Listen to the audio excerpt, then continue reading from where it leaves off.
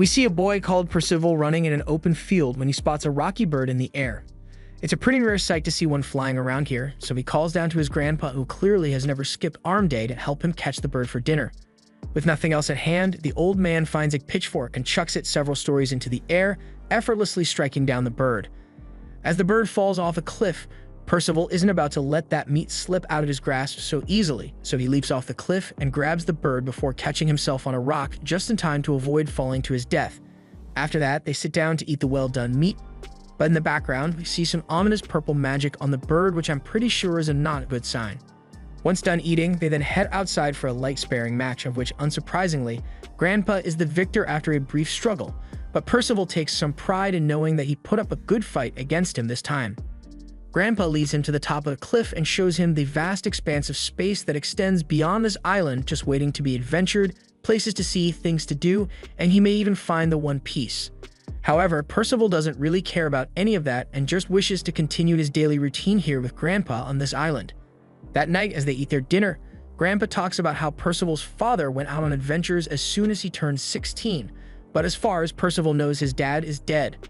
Still, Grandpa asks if Percival really isn't lonely after all the time he has spent on this remote island, but he is perfectly content because he has Grandpa there with him.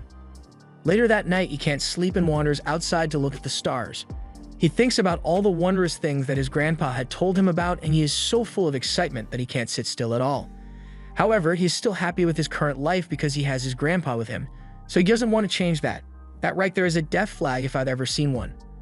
Percival falls asleep and wakes up to find this knight pulling up to the island in his floating boat. The knight was talking about how his rock bird familiar got shot down earlier, so the person he is looking for must be here. And that is when Percival comes up to him and expresses his amazement to see a knight in a flying boat. The knight says he is searching for someone by the name of Varghese, and Percival, with no sense of stranger danger, tells him that that's the name of his grandpa, also asking how he knows him. The knight says that he knew Varghese 16 years ago. He was still a holy knight, so he is here for a visit. Percival doesn't question anything he said, why a friend would come for a visit in full battle gear, or why Grandpa would not mention such a close friend in conversations, so he tells the knight that Grandpa is currently on the other side of the hill making breakfast. So having gotten the information he needed, the knight goes over there to confront Varghese, while he tells Percival that he can play with this flying boat to keep him busy. Percival is elated at first and is having a blast in the boat, but then he slowly realizes that everything that just happened was mad saz, and he basically just told a stranger in a suit of armor and a sword where his grandfather is. It finally dawns on him that he may have just screwed up big time, and he runs over to go help his grandpa. Meanwhile, on the other side of the mountain, Varghese was busy cutting up some carrots for breakfast when the knight walks up behind him and points out that he is using the sword that he had used as a holy knight to cut up vegetables now. Varghese recognizes the voice and knows that the knight is not one to spend the first 5 minutes of a fight talking, so he immediately uses his sword to block the incoming strike, but gets blown back into his house. He remains largely unharmed, so he jumps out and leaps forward to counterattack the knight. Their swords clash, but Varghese is unable to break through the knight's defense, and once an opening is created, the knight uses his power to have Varghese looking like the new Twitter logo and destroy his house for bonus points. Percival had arrived a little too late and just witnessed his grandpa getting carved out, so he yells for the knight to stop. The knight obviously isn't going to stop just because he was asked to, and fires a shot at Percival, telling him that he is next in line to die at his hands. Percival grabs one of the rocks that was launched by the blast and throws it at the knight before jumping down. The rock didn't manage to do any damage, so Percival tries using a bigger rock this time, but it still does nothing, and Percival is now in the direct line of fire for one of those shots. Grandpa comes up behind him and prevents the knight from shooting Percival. He then yells for him to run away while he still has the chance, but Percival doesn't want to leave his beloved grandpa to die here. However, the knight has no intention of letting either of them leave here alive, so as he says this, he cuts Varghese open several more times in an instant, and then hits Percival with a blast that I can only describe as overkill. Percival is about to fall back, but with the last of his strength, he tries to punch the knight. However, his little arms aren't going to do much damage, and he coughs up some blood before getting punted backwards and falling in defeat, and looks up at the sky as it starts snowing. Varghese asks the knight why he would come here to kill him now of all times, and he explains that there was a prophecy foretold a few days ago, where 4 knights of the apocalypse would bring about the downfall of the Lord King Arthur. They have no real clues on who the knights of the apocalypse might be, so he thought he might as well come here and kill Varghese, just in case. Even if that was his reasoning, he didn't have to kill Percival like that, but he says it was all for the greater good as he leaves. Percival gets up and apologizes to his grandpa for being too weak to protect him, but I'm more curious about how his body is still in one piece after that blast that went in, out, and through a mountain behind him. His grandpa tells him that he shouldn't need to protect someone like him and should find someone more deserving. Percival believes that this must be divine punishment for him lying about being satisfied with staying on the island forever and not wanting to go on adventures, so to calm him down, Varghese also admits that he was actually really happy when Percival said he was perfectly satisfied with just staying with him here. This gets Percival to smile a bit, but Varghese soon coughs up more blood, reminding him that he doesn't have much time left to live. He has something he wants to say before he passes on. So he tells Percival that the knight's name is Ironside and he is actually Percival's father. This shocks Percival because, for one, Varghese had told him that his father died when he was younger, and two, what kind of father would slice his own son into 4 pieces, just in case? This backstory is too long for Grandpa to start explaining right now, so he tells Percival to go and find Ironside if he wants to know the full story. He's sorry, but Percival is going to have to start his new journey alone for the first time. It's going to be tough on him, but Varghese knows he can handle it because he raised Percival to be really tough. The next day, Percival wakes up and looks over at his dead grandpa, filling him with deep sadness. He buries his body and is left feeling empty inside because his whole world just came crashing down before him. He starts fixing some of the damage done to the house and finds a box underneath a table. In it is a set of new clothes that Varghese had spent several nights sewing for Percival to be able to use on his adventures. A few days pass as Percival has created a monument to his grandpa and is about to leave on his journey. He puts on the helmet and flicks back his cape before tripping on that same cape. Percival begins climbing down the island, but even after an entire day of climbing, he has still made almost no progress at all and can't even see past the clouds. After a little more climbing, he is finally able to see the ground, but in his excitement, he lets go of the cliff and falls to the ground where he finds this creature. He looks up at the creature and thinks about how he has never seen anything like it back on the island. He also introduces himself to it and tells it that he just climbed down from that tall island behind him and is currently looking for a place where other people like him live. However, it doesn't seem to understand a word he just said and begins to walk away from him. Percival keeps following it, so it starts running away from him, eventually leading him to a performing street group. The leader of the group, Katz, throws paper in the air and has them catch on fire, while Elva does a trick with a disappearing monkey and a hoop. Katz now wants the last guy to do his trick, but he isn't interested in practicing because there is no one around to see him. However, Percival was watching and was thoroughly amazed by their amazing routine.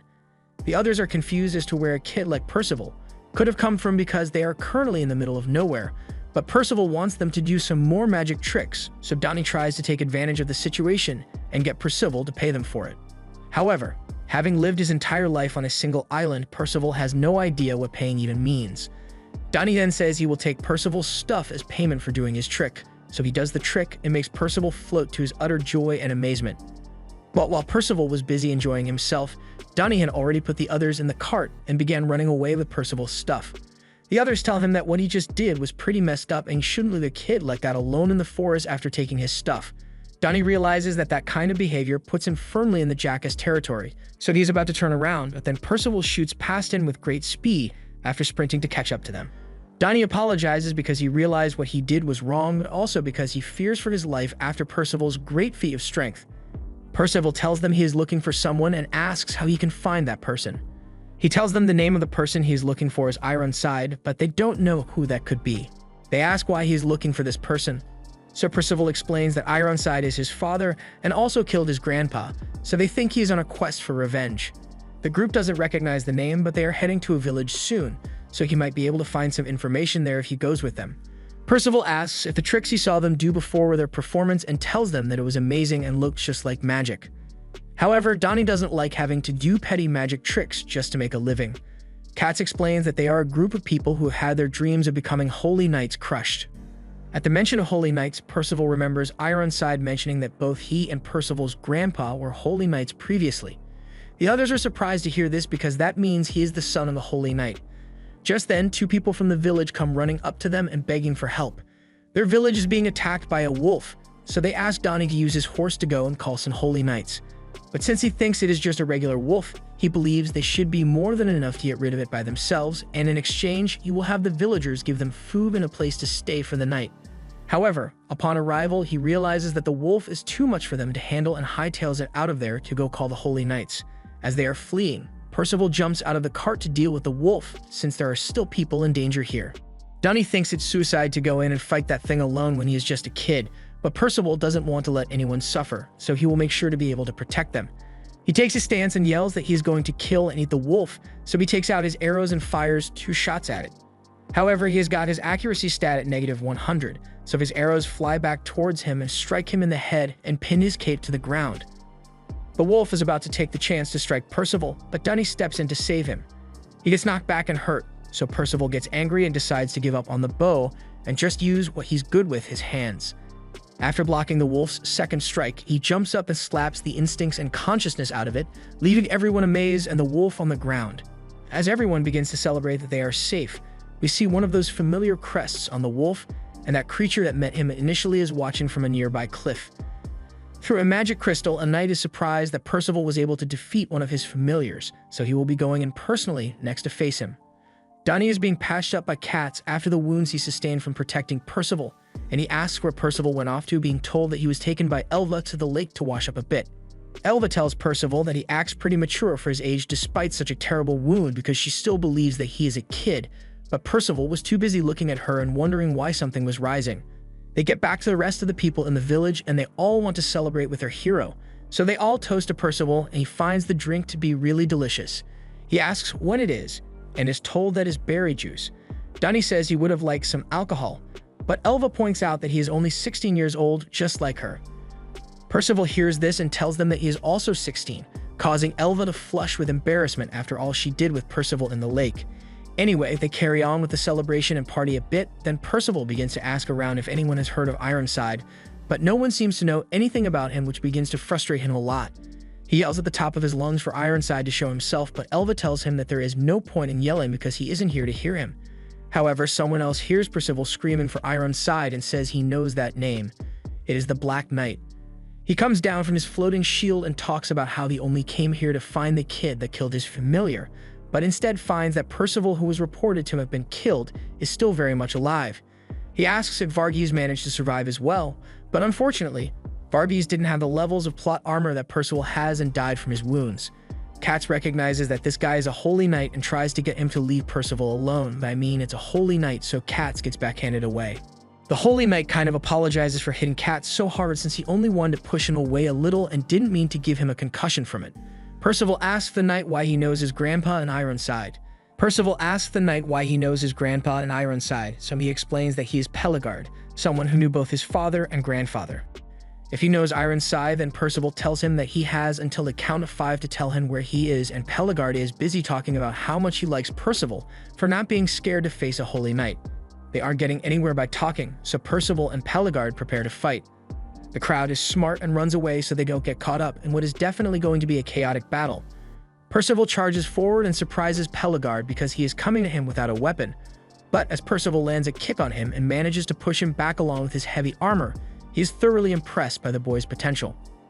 Percival says that if he wins, then Peligard will have to tell him where Ironside is, to which he agrees, but as he knocks Percival down, he makes his own conditions where if he wins, then Percival must go with him and train under him to maximize his potential. He then strikes Percival with his mace, but he's able to block the blow and leap forward to strike Pell once more. He then unleashes a flurry of attacks on Pell but gets his head palmed. Pell praises Percival for having the courage to leap into danger to protect the weak and the will to not falter, but he tells him to take the fight seriously and at least use magic if he isn't going to be using a weapon. But Percival says he doesn't have any magic to use, which shocks Pell, but gives him all the more reason to want to train Percival. He starts punching him to get him to admit defeat and come with him to be trained, but Percival still refuses to give up. He's getting punched repeatedly, while all the villagers watch knowing that there is nothing that they can do to stop it until one boy screams out for Percival to keep fighting and gives him the motivation to unlock his magic power. The knight feels like he was tricked because Percival had told him that he had no magic, but right now, that definitely looks like magic. However, Percival is just as confused as Pell and begins to freak out after he notices the glowing light emanating from his hands. He starts flailing around trying to get rid of it and accidentally hits Pell, knocking him to the ground. Dunny tells Percival that the light must be his magic power, which gets him to calm down a bit, and as Pell gets back onto his feet, he speculates on what type of magic it could be. Maybe destruction type or enchanting type, but regardless, now that Percival has magic power of his own, he is able to fight Pell more effectively, and as such, Pell tells him to give it everything he's got.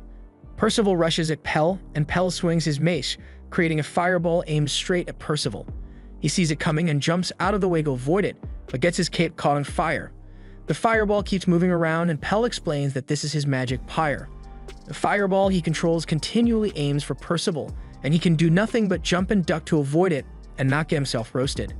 Pell tells him he will never win if all he keeps doing is dodging, so Percival runs up behind him, and as he fires another fireball towards him, he spikes that shit to the ground. However, since Pell controls the flames, he uses his power to redirect the fragments of the fireball and hit Percival with all 6 of them, setting him ablaze. His magic fire has the property of never going out unless the target is burned to ash or Pell himself wants it is stopped, so there is no other option for him aside from surrender. However, despite being engulfed in flames, he still chooses not to surrender to Pell despite his friends telling him he is going to die if he doesn't. He spreads his magic across his entire body to shield himself from the fire. Pell is impressed that even though he only just awakened his magic a minute ago, he is able to control it to such a degree that he can spread it throughout his body, but by now he is already medium rare, so Pell tells him to give up before the damage becomes too severe. However, due to Percival's determination, some of his magic congregates on Pell and forms a mini Percival on his arm and several more around him. They may be tiny, but those things are strong and start holding Pell's arms down, releasing the fire magic. But even with this, Percival has already become well done, so he should be down for the count. However, he starts healing himself with the magic and Pell is stood there thinking this dude must be hacking. Percival gets up dazed, but otherwise perfectly fine aside from his burnt clothes, and Pell is trying to figure out what kind of magic he could possibly possess. It's not any type that he is familiar with, so he believes it must be the elusive hero-type magic which only 1 in 10,000 possess. And if that is true, then it is highly likely that he is one of the 4 Knights of the Apocalypse that the prophecy foretold, meaning Ironside was correct in his assumption. Pell knows that once the other knights learn of Percival's power, they will surely come after him and try to execute him for being a threat. But he can't let such potential go to waste, so he can't let Percival go on his own. While he is thinking about all this, Percival walks up to him and punches him across the street and onto the ground. Pell praises Percival for his great control over his magic despite being a complete novice, and Percival is really happy with the compliments he is receiving, but since he is still a novice, Pell is not letting him go and starts using half of his power to break free of the mini Percivals. Even if he is talented and has a powerful magic type against a seasoned knight, he could never actually win. Donnie knows that to be true, so to save Percival, he uses his levitation magic to make Pell float in the air and tells Percival to run while he still can because there is no way he will be able to handle Pell getting serious. Percival doesn't want to run though since he still needs Pell to tell him where to find Ironside, but before long Pell gets fed up with Donnie's interference in his and Percival's fight. So he unleashes more of his power and creates a huge fireball that allows him to escape and also wounds Donnie. He wouldn't normally hurt innocent bystanders, but Donnie meddled in an honorable fight with Percival. He approaches them to finally finish the match with Percival, but then that creature that Percival met after descending the island walks in front of them, confusing Pell. It then pulls out a magic spell stone and uses it to teleport them out of the village. The 3 reappear on top of a dragon's backbone landmark, which is located over 30 miles away from the village they were just at. Percival wants to return there to help the others, but the fox calls him an idiot and tells him that he cannot beat Pell, and besides, Pell only came to the village looking for him. So now that he isn't there anymore, he's not going to care about the rest of the villagers and will likely just leave. Solid point, but Donnie has another point to bring up, that a talking fox. The fox tells Percival to follow him, but Percival still needs Pell to tell him where he can find Ironside. However, the fox tells him that Pell likely wouldn't know where Ironside is even though they are part of the same team. Donnie asks who Pell is anyway, and the fox explains that he is a knight that serves under an evil king and is part of a team that was tasked with finding the 4 Knights of the Apocalypse and killing them. Donnie's never heard of the Knights of the Apocalypse, but that makes sense because they don't actually exist yet, but they will soon be formed. The fox was sent back here from the future to find these knights who can oppose the Holy Knight's power, famine, pestilence, war, and death, and he has finally found one Percival, who is the Death Knight. Back at the Holy Knight's base, there is a meeting to discuss the information they know about the Knights of the Apocalypse when Pell walks in. They have learned that all of the Knights of the Apocalypse must be young boys as of now, and they have gotten some information about what they should look like. One boy with golden magic, one with eyes which hold both holiness and evil, and one with green wing-shaped hair.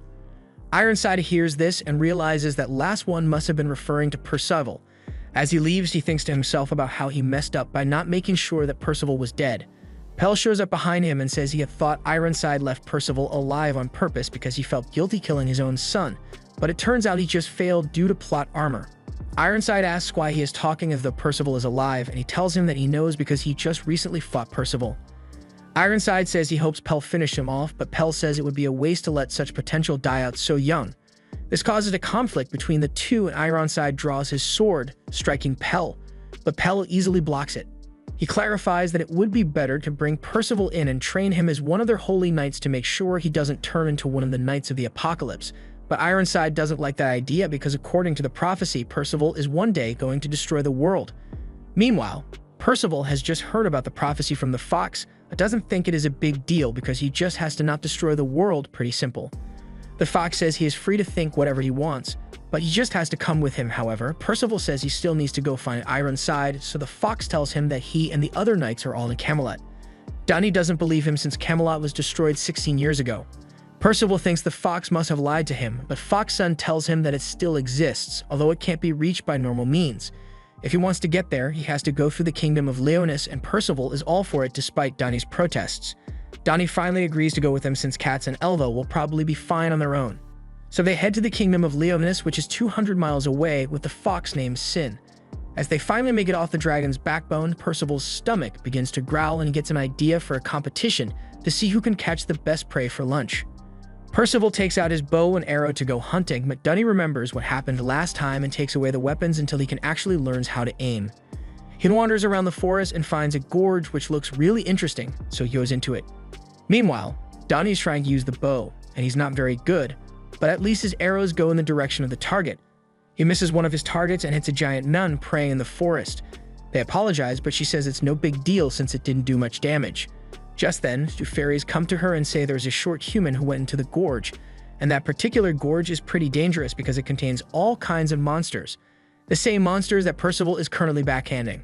After he is done with killing all the monsters, he is pretty proud of himself, but soon hears a scream coming from deeper within the gorge, where this orange guy is imprisoned and about to be experimented on. Percival helps him escape, but makes the mistake of turning his back to the villain and gets injected with some mystery fluid that knocks him out. This guy is bad news, and due to his weird tendencies to experiment on anything that has a pulse and causing the creatures in the gorge to go crazy, he is called the Mad Herbalist, Nations. Dunny asks if Nations is really all that bad of a guy, but the fairies are sure of it. They saw his weird behavior with their own eyes while he was in the forest. He had a bunny over his lap and poked it in the ass with a needle, turning it into a monster, and who wouldn't be traumatized after witnessing that shit. Knowing what kind of psycho Percival could currently be stuck with, they all hurry to try and find him before anything bad happens, and on Percival's end, he is finally woken up from the mystery injection and realizes that he has been tied to a chair with nothing but his underwear on, greatly confusing him. Just then, Nations comes back in and is surprised to see that Percival had already recovered from the effects of his injection when that tranquilizer should have been strong enough to keep him unconscious for over 10 hours. It works out for him since he still has some things he wants to test out on Percival. Nations then injects Percival with another mystery liquid and reminds him that he is still only a guinea pig for his experiments here. Nations says he will return in an hour since the drug should have taken effect by then, but almost immediately, Percival's hair suddenly grows even bigger than it already was. Percival is dismayed since he won't be able to put his helmet on anymore, but Nations is busy thinking about how he should be able to increase plant growth rate with this. Percival yells at Nations, accusing him of also doing evil stuff to that fairy that he kidnapped, but Nations corrects him, saying the fairy was the one who intruded and attacked him first, so it was just self-defense, and if it didn't want to become an experiment guinea pig, then it shouldn't have broken in. Even if that is true, Percival points out that he had blood dripping from his mouth when he first saw him, so he must have bitten the fairy or something, but in reality, Nations just has a bad habit of biting down on his lip whenever he gets excited. Percival now understands that he isn't necessarily evil, but he needs to be let go because there is a place he needs to go to, and Nations agrees to let him leave, but only after he is done with his experiment. It needs to be done very precisely, otherwise the backlash could very well kill Percival. However, as soon as he turns around, he finds that Percival has broken free of the ropes that held him and is trying to put on his helmet so he can leave because he still has his own mission to accomplish, but his hair is too big, and the helmet won't fit properly anymore. Nations can't afford to lose such a valuable test subject, so he pulls out two magic swords, promising not to kill Percival, but also fully intent on forcing him to stay here. Percival blocks the strikes and tries to talk to him, saying if he is in trouble, he would be glad to help him resolve it if he knew what the problem was, but Nations sees no reason to accept a stranger's help. All he needs is a guinea pig to test the drug on so that he can save the gorge. Percival falls backwards and is at the mercy of Nations. As he is about to win their fight, Percival's helmet flies off his head and strikes him in the face, knocking him back into the table he was working on. The drug he had put so much effort into goes flying across the room and is caught by Percival. He begs Percival not to do anything to the drug and promises to let him go if he returns it, because it is very important. But Percival realizes that Nasions still needs to test it out, so he takes a big swig of the mystery potion and falls to the floor screaming. Nations is shocked that Percival would willingly drink the drug knowing it could possibly kill him, but it turns out it just gave him an energy boost and has him overflowing with power. Percival runs outside to yell at the top of his lungs, and the others hear this, realizing that he must be fine if he has the energy to yell that loudly. Nations questions Percival as to why he would drink something so dangerous without a second thought, but while he didn't know all the details, he knew Nations was doing it for the sake of saving the Gorged, so he wanted to help him out. He asks if the drug had the desired effect, and from all indications, and the fact that Percival still possesses all his limbs, the drug seems to be a success.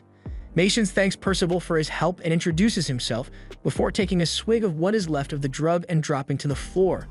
Dunny and the others come running up to the scene, and is immediately shocked by Percival's new hair. While unconscious, Nations speaks of a man named Ordo, who the fairies explain was a doctor who lived in the gorge. He was there before Nations and Dolores first arrived and was picking ingredients for his medicine when he was noticed by the fairies there. He told them that he is a medicine doctor and just wants to collect some things to make his medicine, but he also doesn't plan on becoming the enemy of the Lorax and destroy the landscape, so if they ever need medical help, they should feel free to come to him for help. Later on, they find the giant Dolores in the forest after she accelerated from her village, and after that, a baby Nations. Ordo took Nations in and raised him as his own, teaching him all about medicine making, but then one day he disappeared from the gorge altogether with no trace of him to be found. And after that happened, Nations began all his experiments.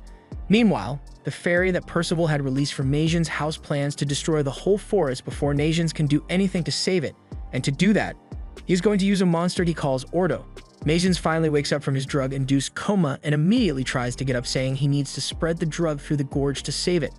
However, the fairies start throwing stones at him and telling him to leave the gorge forever because they don't want him here. Percival catches these stones and tosses them back at the fairies, yelling that Nations has been working hard trying to save them this entire time, causing them to second-guess their mob actions.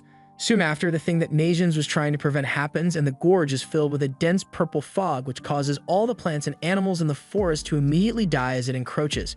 There is no time to spare, so Nations needs to spread the drug now. However, Percival is confused about how he plans to do that because there isn't any more of the drug left, and he doesn't have enough time to make a new batch. But this is where Nations' magic comes in handy. He can create and replicate any drug he has ingested before out of thin air. He warns everyone to cover their mouths before he uses his ability to spread the drug throughout the gorge and return life to the creatures in it.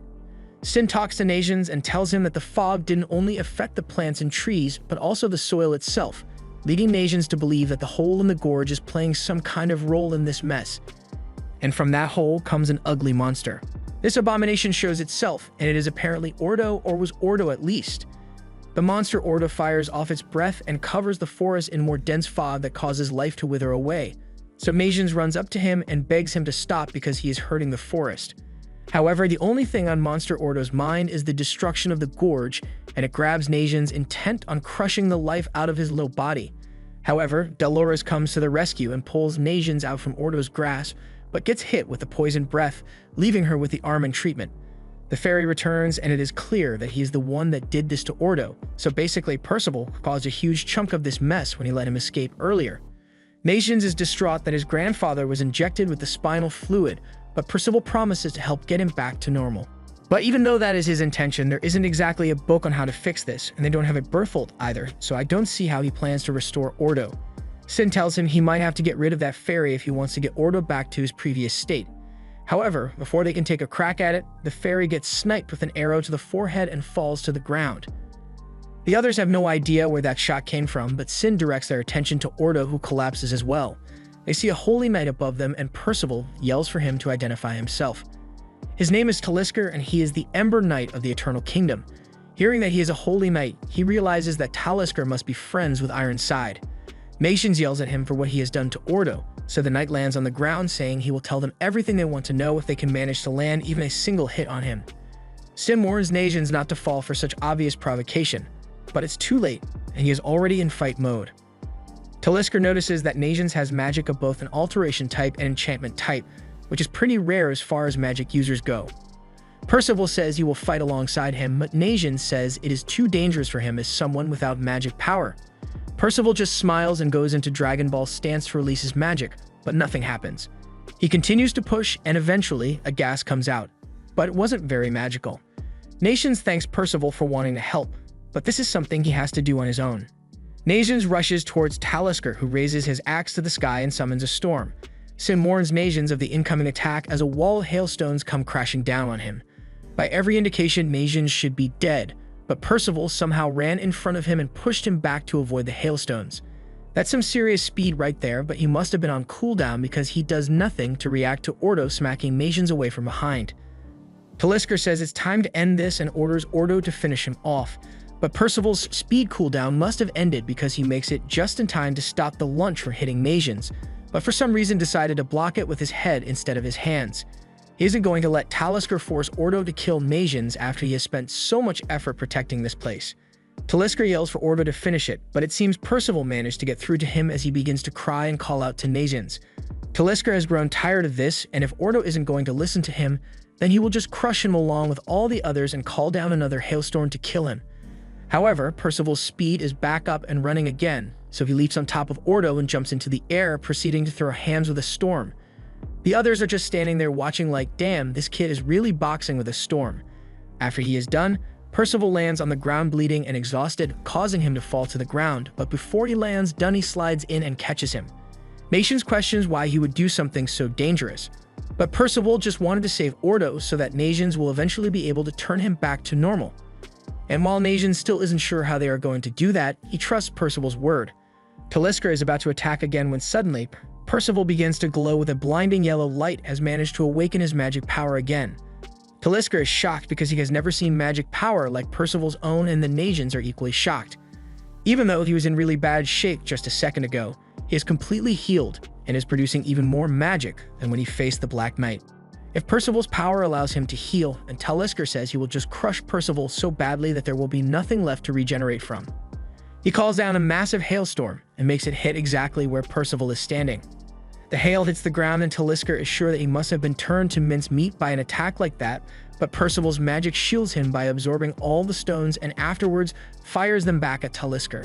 He is forced to dodge and is brought to his knees as Percival walks up and reminds him of the deal they made at the beginning. If he managed to land a hit on Talisker, he has to tell him everything he wants to know and fix Ordo. Talisker yells out in a rage because he is losing and swings his axe at Percival, but the axe doesn't even draw a drop of blood.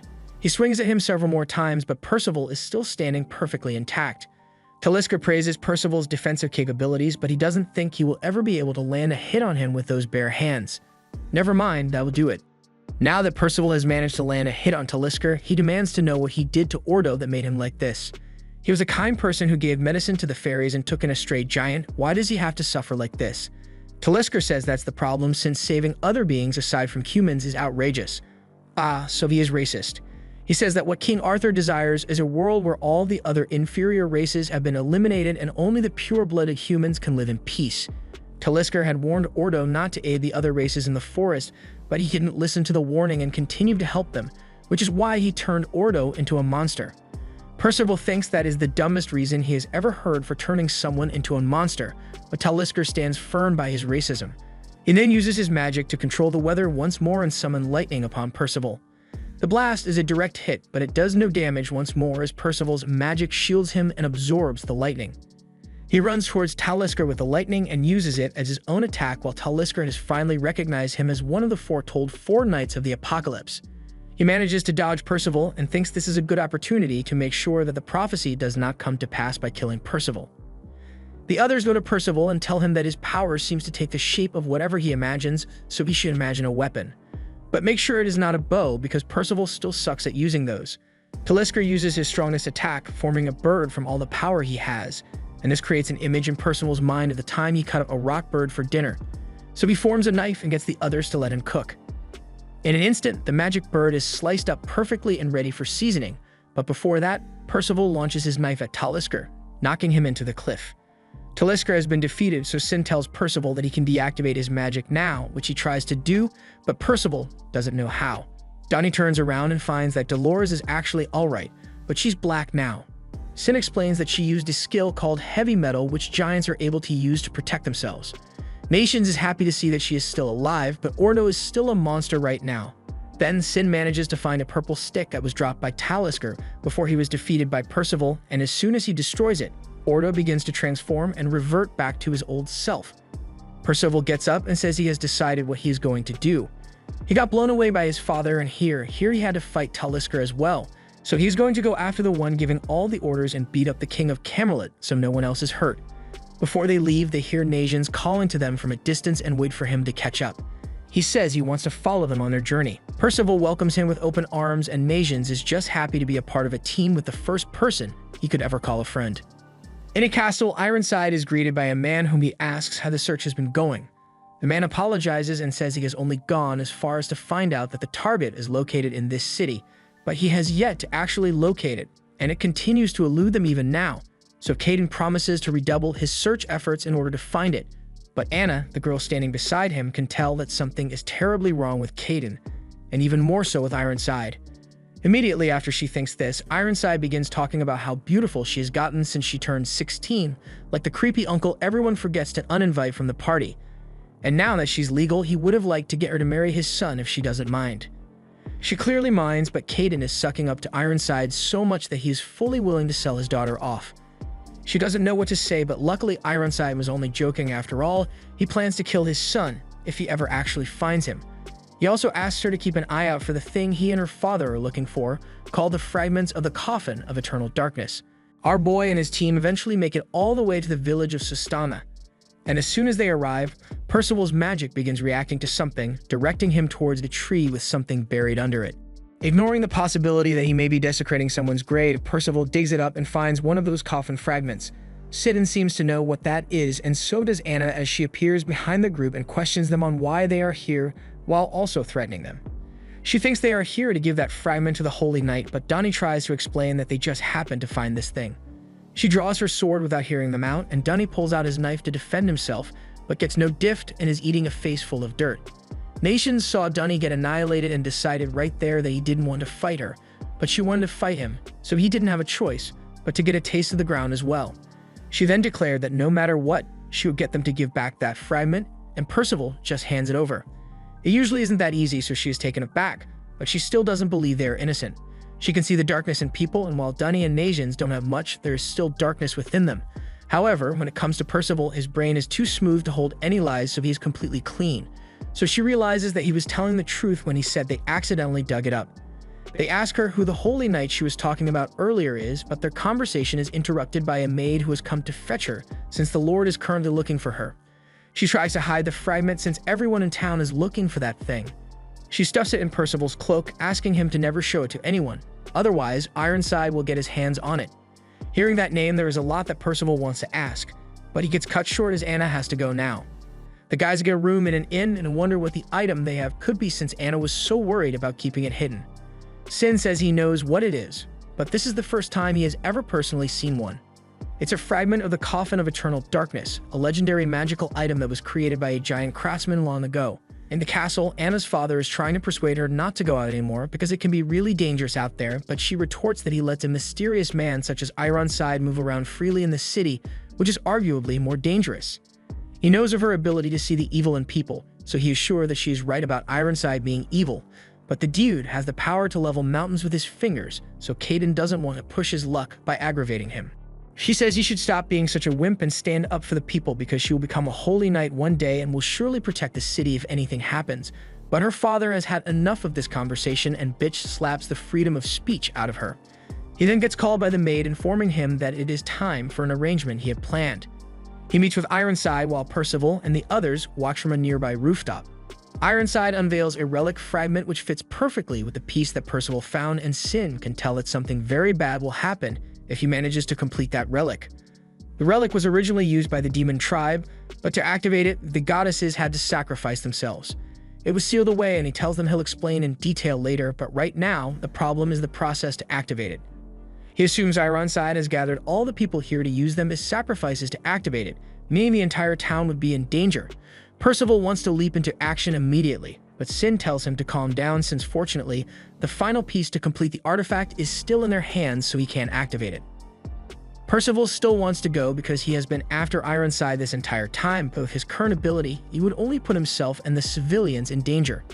Ironside is lying through his teeth, asking the citizens for their cooperation in his plan to complete the ceremony because it will save them. But Anna is not going to sit by and listen to this man lie like a politician during election season. She calls him out, but he tries to play it off like she's mistaken. However, after she states that it is her magic power that allows her to see his lies, he grabs her and is prepared to silence the lie detector. Sin runs back to the inn to secure the piece of the relic while Percival jumps down and distracts Ironside to let him and Anna escape. Ironside fires off one of his crosses, but it narrowly misses them and they flee under the cover of the dust. As Sin and the others return to the inn, they see the maid holding the relic fragment and then turn into this thing before flying away with and handing it over to Ironside. Kate has finally wised up a bit and tries to stop Ironside, but he is too weak, and it's too late as he has combined the pieces. Sin briefs the others on the situation and tells them they need to stop the ritual before Ironside can kill all the people in the city. If they can manage to get even one piece, then it will be their victory. They all agree to help stop the ritual, but Anna can see that Sin is lying about something here. Before they go, Sin reminds Percival not to fight Ironside head-on because he is at least 10 times more powerful than he is now, so they all run off to accomplish their roles while Ironside has begun the ritual. As he does this, Black Boo begins to rise up from the ground and fly off into the city to accept the sacrifice. And once it hits the ground, it soaks in and transforms into a rock monster with a hideous jawline, and equally, anything that is touched by the darkness becomes a monster hell-bent on munching on humans. Ironside instructs his familiar, Dorak, to take charge of the monsters and make sure that no human makes it out of town alive. Dunny sees all the monsters and is horrified by the carnage he is witnessing, but Percival says it's alright since Sin will come up with a plan to stop Ironside as soon as possible. Anna informs him that with her special power, she can tell that Sin is lying about something to them, so she can't understand why he puts so much trust in a random fox he met a week ago. But Percival still wholeheartedly believes in him, and it's not like today is the first time he's acted suspiciously, so they just decide to follow Percival's belief. They run through the streets and find Anna's father lying slumped against a wall. She rushes to his side to see if he is still alive, and luckily he is just unconscious, so they shift their attention to Ironside, who is still maintaining the spell. Without looking back, he addresses Percival and says he was originally planning to kill him here, but he is busy right now, so he doesn't have time to deal with him. He unleashes a wave of power, and the bodies of the others betray them as they are scared stiff by the power he is emanating, but Percival is able to maintain his composure and run up to him to strike with a magic hand. However, it does no damage as the magic is dissipated by Ironside before it can hit him. The others can't believe he was able to counter an attack like that without even turning around, but they try to remind Percival that his mission is not to defeat Ironside, it's to stop the ritual. Percival hadn't forgotten, so he used his magic mini-people to go after the Coffin of Darkness, but as they tried to break it, they were destroyed by a flash of power. Percival's magic dissipates again, and he is left confused as to why it didn't work. Seeing that Percival went straight for the coffin instead of him, Ironside can tell that his true objective is to stop the ritual, but Percival says he doesn't have to confirm that. Seeing that he might actually be a threat this time, Ironside raises his fingers and begins casting a Nova Cross, and Percival has first-hand experience with what those things can do, so he warns everyone to dodge the strike before it is completed. And it's a good thing he wanted them, because after that strike, the ground is carved up, and that would have otherwise been their bodies. Taking one look at the damage, they can all tell that Ironside is powerful enough to kill them in a single hit. Ironside starts talking about it being disrespectful for Percival to attack his father, but I think he lost the father right back on murder attempt number 1.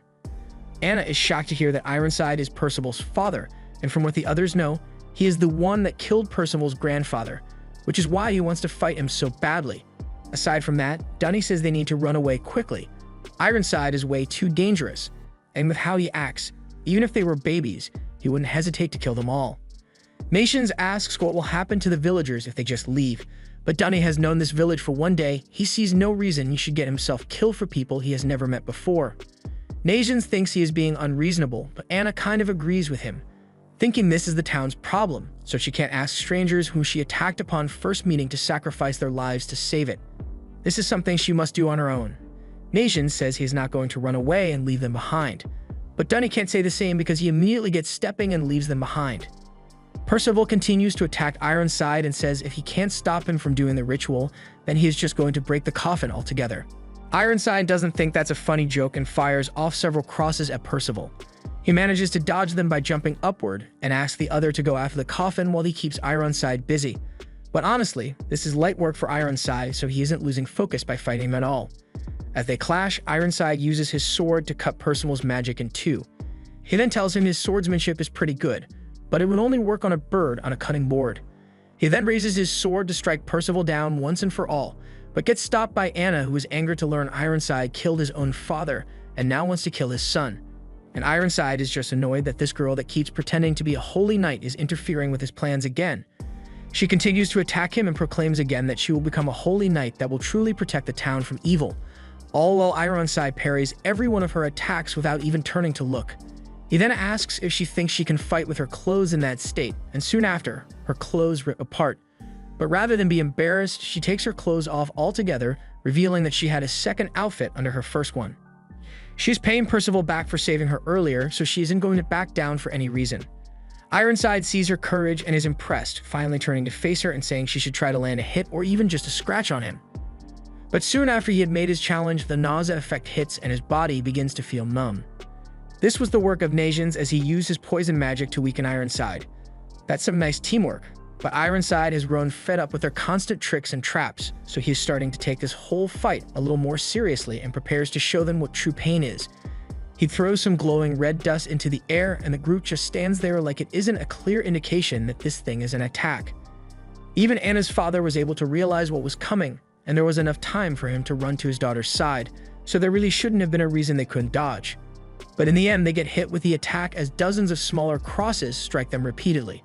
The aftermath leaves a snow pillar in the sky, and from a rooftop in town, a man watches before heading for the epicenter of the chaos. Meanwhile, Donnie is still running through the streets that are now populated with nightmare fuel. After seeing this monstrosity, he turns to run in the opposite direction, really wanting to get out of this city before he gets his life revoked. With all the chaos happening around him, Donnie hears the screams of a little girl, and when he looks to see the sound's origin, he finds a girl and her mother about to get licked from head to toe and down to the bone by this monster. As they continue to cry out for help, Donnie has an existential crisis. His intention was to leave the town and never look back, but even he isn't able to turn his back on a crying girl. But with that being said, he has no idea how he is meant to defeat that thing, so he wonders what he is supposed to do. Back at the town center, Anna's father, who jumped in front of her, had managed to save her from getting injured, and when she asks why he would put himself in harm's way, he says it's only natural for a parent to protect their child. Normally this would be where the old man dies, but luckily, the many Percivals are hard at work healing his wounds, so he'll survive to see another day. The same goes for Nations, but for Percival himself, the situation is looking far more dire. Ironside is astonished that Percival managed to protect his friends from the Red Crosses, and if this growth rate continues, he could very well become a genuine threat to him, so he needs to finish this now. Percival asks him why he had to go kill his grandpa, but to Ironside, it was just a natural response to the possibility that he could have been one of the 4 horsemen of the apocalypse, so no guilt is felt.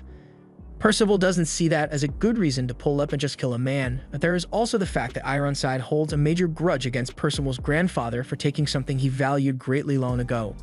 While Ironside is still distracted, Anna swoops in with a sword strike, but gets deflected easily. However, the additional distraction gave Percival enough an opening to try to destroy the coffin, but that too is stopped by Ironside as he throws Percival to the ground. He then stabs him through the hand, again lecturing him about being respectful to his parents, and the others are powerless to do anything but watch as Percival gets tortured. Anna tries to go help him, but Ironside threatens to break her body next time she tries to attack him, stopping her in her tracks out of fear. He then resumes beating Percival into the ground, saying that after he is done massacring the people in this town, he will move on to the city of Leonis and destroy it as well. But before that, he's going to kill Percival to make sure the 4 knights of the apocalypse can never meet in one place.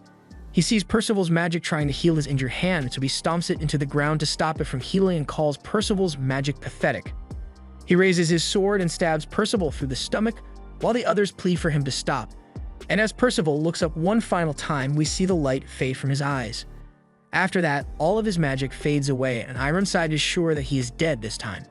He has now taken care of one of the 4 knights, so all that is left for him to do here is to kill all the people in the town to complete the ritual. Nations, through tears, runs over and pulls Percival's body back. Ironside couldn't care less about those 2, so with Percival dead, he turns back to complete his ritual. Nations can't believe he is dead and tries to give him the medicine he had made to cure the gorge, but being dead, Percival is unable to drink it.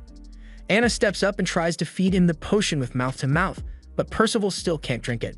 It's not looking good for the prospects of Percival surviving, but just when all hope was lost, one mini Percival is reformed, indicating that Percival is still alive. Ironside overhears this and is shocked that Percival has somehow managed to come back to life, but it doesn't matter to him since he can simply kill him again. He launches one more red cross, but Nations gets in front of Percival's body to shield him. Due to the poison Nations had used on him earlier, his attacks have grown weaker and more imprecise, which is how Nations survived that deadly hit. Ironside gives him one last chance and tells the boy to leave this place and let Percival die if he wants to get out alive, but Nations isn't budging and will take as many hits as necessary for the sake of Percival. Anna is also going to stand by his side and defend Percival because she owes him a great amount for all the help he has given her. As she clashes with Ironside again, Percival's magic slowly recovers as more and more of his mini Percivals reform. As Anna continues to fight with Ironside, he is still far stronger than her even in his weakened state, so he manages to give her a haircut in the middle of the battle. But while Ironside was distracted, Percival's magic had returned to full strength and had even grown stronger than it was before. At the same moment, Dunning returns, having realized that he couldn't leave his friends behind to die in a place like this, but the situation doesn't really call for his help as Percival's magic begins to overrun the area. Right now, Ironside is wishing he had double-tapped this kid and tries to do it now, but it's too late as Percival has reawakened with a new understanding of his power. It's not his alone, but for the people who believe in him. Their faith gives him power, and that is the true nature of his magic, hope.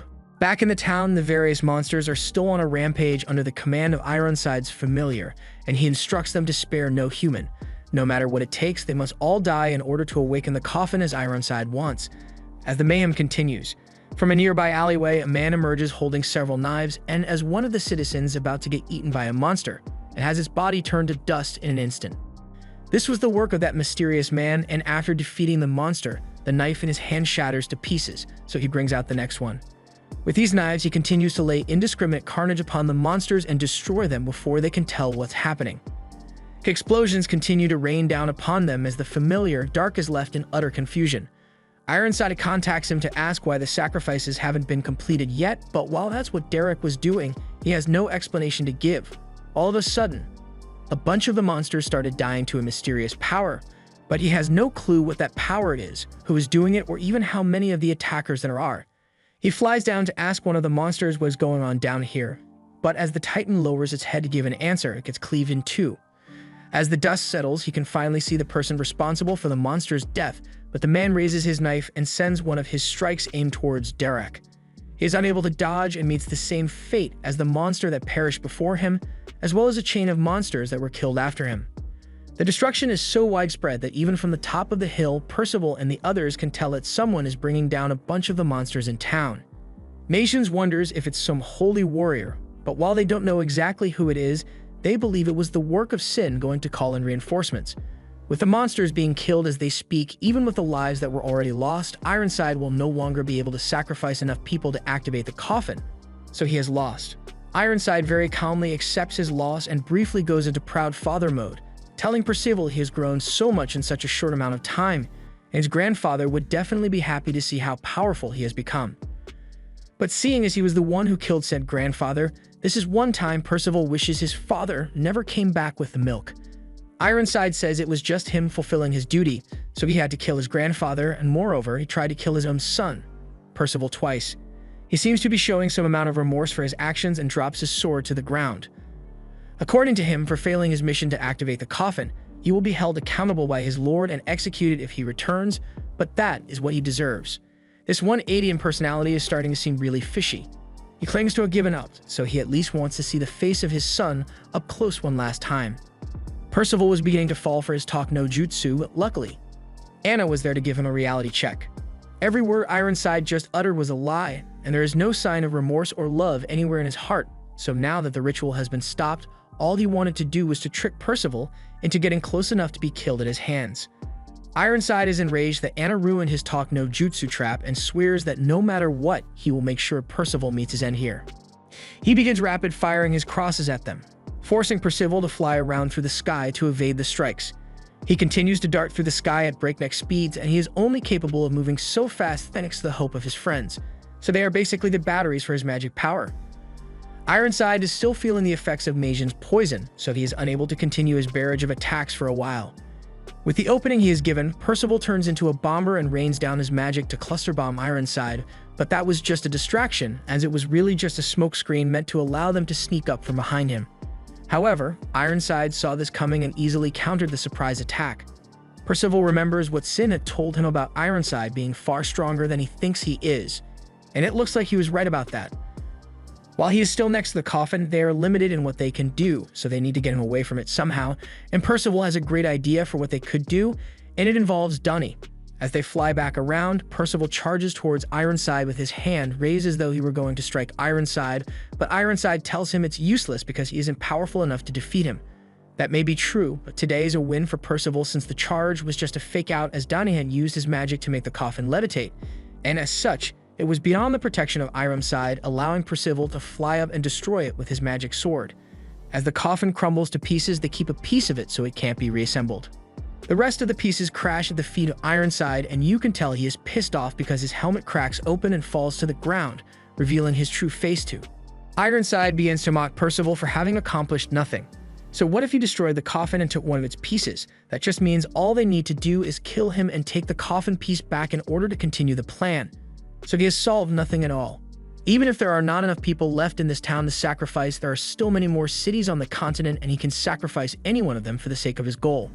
The ritual has only been temporarily stopped, so he is going to kill Percival now and stop him from interfering any further in his plans. However, he gets grabbed by another Holy Knight who tells him he has had his chance, but he's done here. Ironside tells Motlatch to get his hands off him because he is in a really bad mood. Motlatch backs off but tells that Ironside can't handle this alone. He has finally found one of the 4 Knights of the Apocalypse, so he would be neglecting his duties if he just let them escape. Besides, they have a bigger problem in the form of the enemy force that destroyed all the monsters in the town. The power that was used is formidable, yet they do not know who did it. Motlatch doesn't know for sure who it was, but he can make a guess.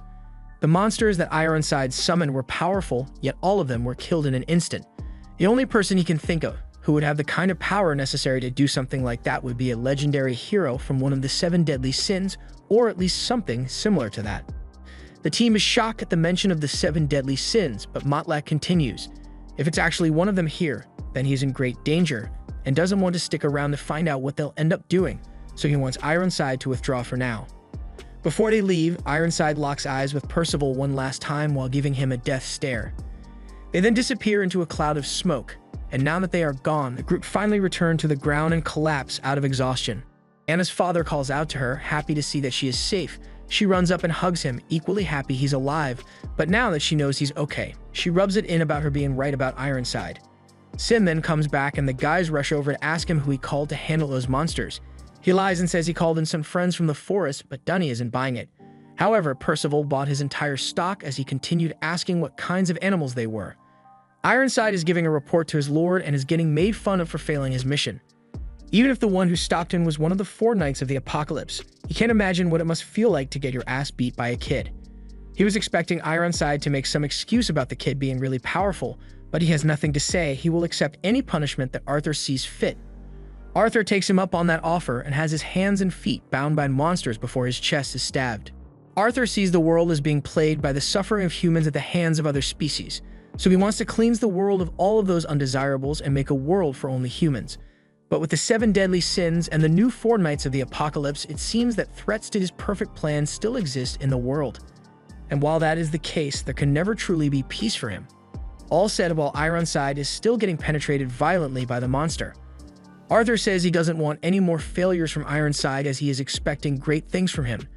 As the monster retracts its tentacles from Ironside's body, he realizes that he feels much better, and Arthur informs him that the penetration was to remove the poison in his system from his last battle. Ironside promises not to disappoint him, but Arthur has another mission in mind for the Holy Knight. In this war, they've been on the back foot for far too long, and they were only able to gain some ground because they snooped into the future using the Vision. Ironside asks if he wants him to go steal the Vision artifact, but that's not it. It's something much more important than that. He wants Ironside to go wife hunting for him. Back with the group, Anna's father is thanking them for saving their town. Just then, Anna comes over and tells her father that she wants to travel to gain experience and become a Holy Knight. She realized that her skills were insufficient after Ironside was able to beat her so easily, so she needs to do this. However, her father refuses to let her travel alone, so he asks Percival and the others to take her with them. Anna is happy that her father is supporting her dreams, and he tells her he will always have her back as he hugs her goodbye. They come up to a forest raised to the power of 2.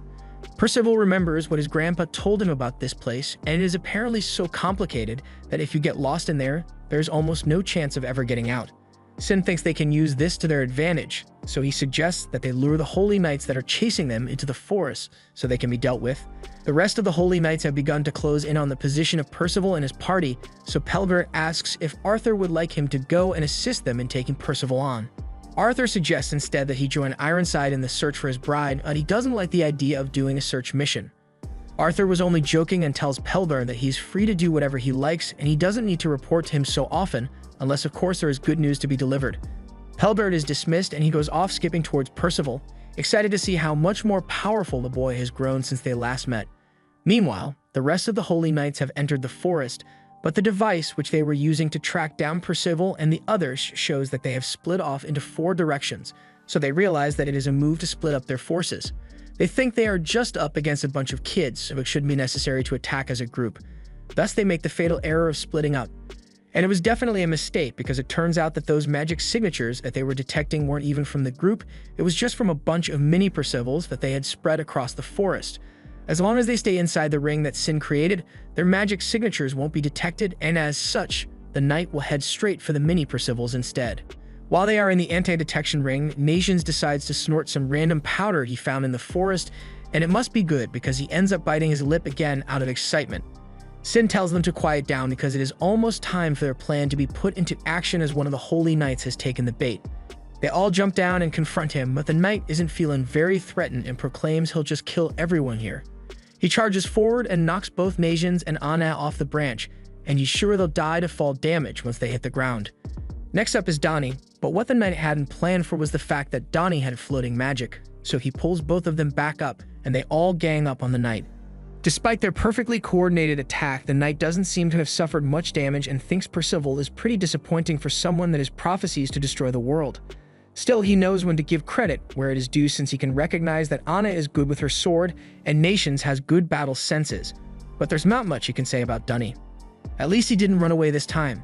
They used the tactic of getting them to split up because they weren't confident in their ability to beat the knights as a group. However, they made a mistake when they challenged him to a fight on narrow tree branches. The knight jumps into the air and begins a volley of blasts that are unavoidable in this situation.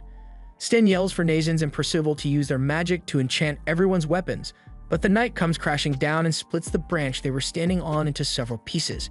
Donnie does his best and levitates the pieces so they don't fall to their deaths, but the knight is standing right in front of him, and even though he only delivers a light punch, that looks like it has got to hurt like hell. Percival tries to step in to save his friends, but the knight finds his moves really easy to read and simply strikes him down. Sten tells for Percival to remain calm and use his magic to make everyone fly like he did last time, but that's going to be hard since he is so badly injured. Anna doesn't understand how such weak attacks are able to do that much damage to them, and Nations thinks it has something to do with the magic attack he did at the beginning. The knight is impressed that he figured it out after such a short amount of time, but yes, it is because of his magic. His magic power causes things to become less durable than they were initially. He then charges at Nations to do some damage to him as well, but as the punch lands, he isn't shaken even slightly. This is the work of this forest powder he snorted earlier, and it seems to have an effect of greatly boosting the durability of anyone that takes it.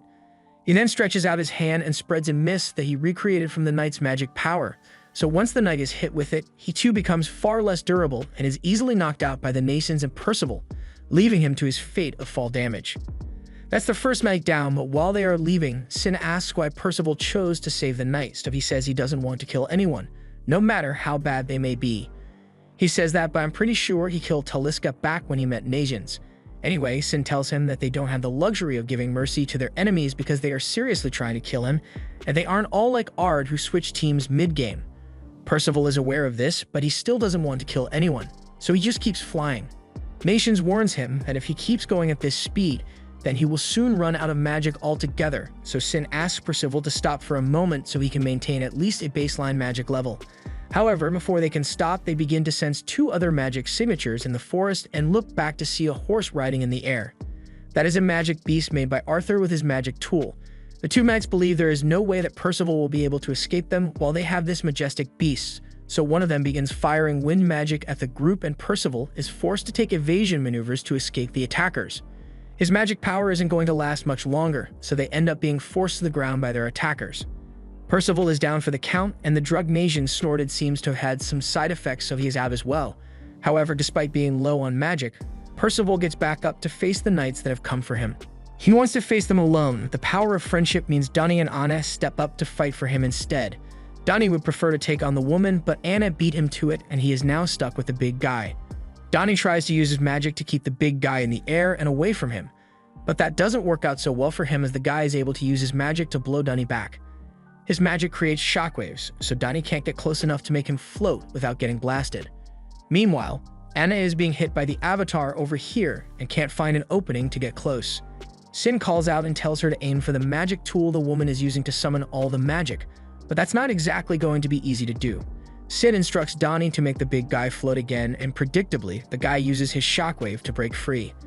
However, that shockwave also knocked Anna forward and allowed her to get the Avatar staff away from the woman.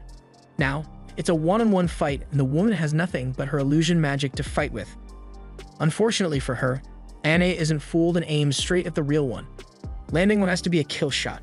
Meanwhile, Donnie is still running away from the big guy, so he tells Donnie that if he stands and fights fair and square, then he will not use his shockwave magic anymore, and hearing that, Donnie agrees to fight head-on.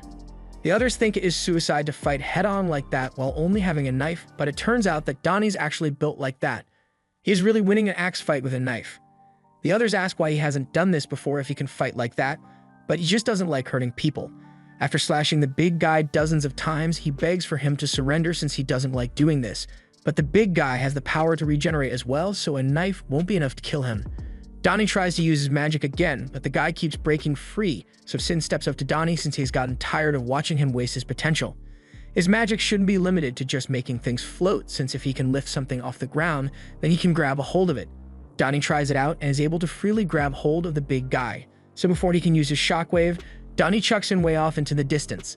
Donnie has finally caught a W for once, and Percival runs up to congratulate him on being able to contribute to the battle. Anna is quick to point out that Donnie only managed to do that because he listened to Sin's advice, and while he'd love to say he did it all by himself, if it weren't for Sin, he would definitely have lost. They are now starting to understand just how great Sin truly is, but the battle isn't over yet as the big guy is back for round 2. He swears that he will kill them all, but Donnie isn't scared of him anymore now that he knows the true capabilities of his own magic. However, they forgot that there were more than just 2 knights in the forest and get caught off guard by one of them who sneaks up behind them. With everyone stuck, he proceeds to take the coffin fragment from Percival and almost one-shots him 5 seconds after appearing on screen. Sin has to sweep his leg to shift the attack and save Percival's life, after which Donnie counters and uses his telekinesis to throw him several feet away. The knight catches himself on a tree and begins slowly walking back towards the group while the others check on Percival, whom we find out has been knocked out cold. They didn't notice when the knights snuck up behind them, so Sin can tell that this guy must be the leader of the knights, Lightning Fiddick. Fiddick picks up 2 rocks and tosses one at Donnie. Donnie managed to catch it, but that was just a decoy he used to learn the effective radius of Donnie's magic. And now that he knows that, he chucks the other rock at the speed of a bullet right into Donnie's head. Donnie can't use his telekinesis on objects he can't see, like for instance a rock thrown at the speed of sound. He is bleeding really badly and quite frankly is lucky to be alive, and all the while, Fiddick is just casually scolding his subordinates for nearly being taken out by a bunch of losers like these. At first, even though King Arthur ordered it, Fiddick was reluctant to kill a bunch of children, so he was at least going to make their deaths quick and painless. But now he's changed his mind. Even that guy from before that Percival chose not to let die is back to fight again. And I bet he's wishing he had double-tapped him when he had the chance.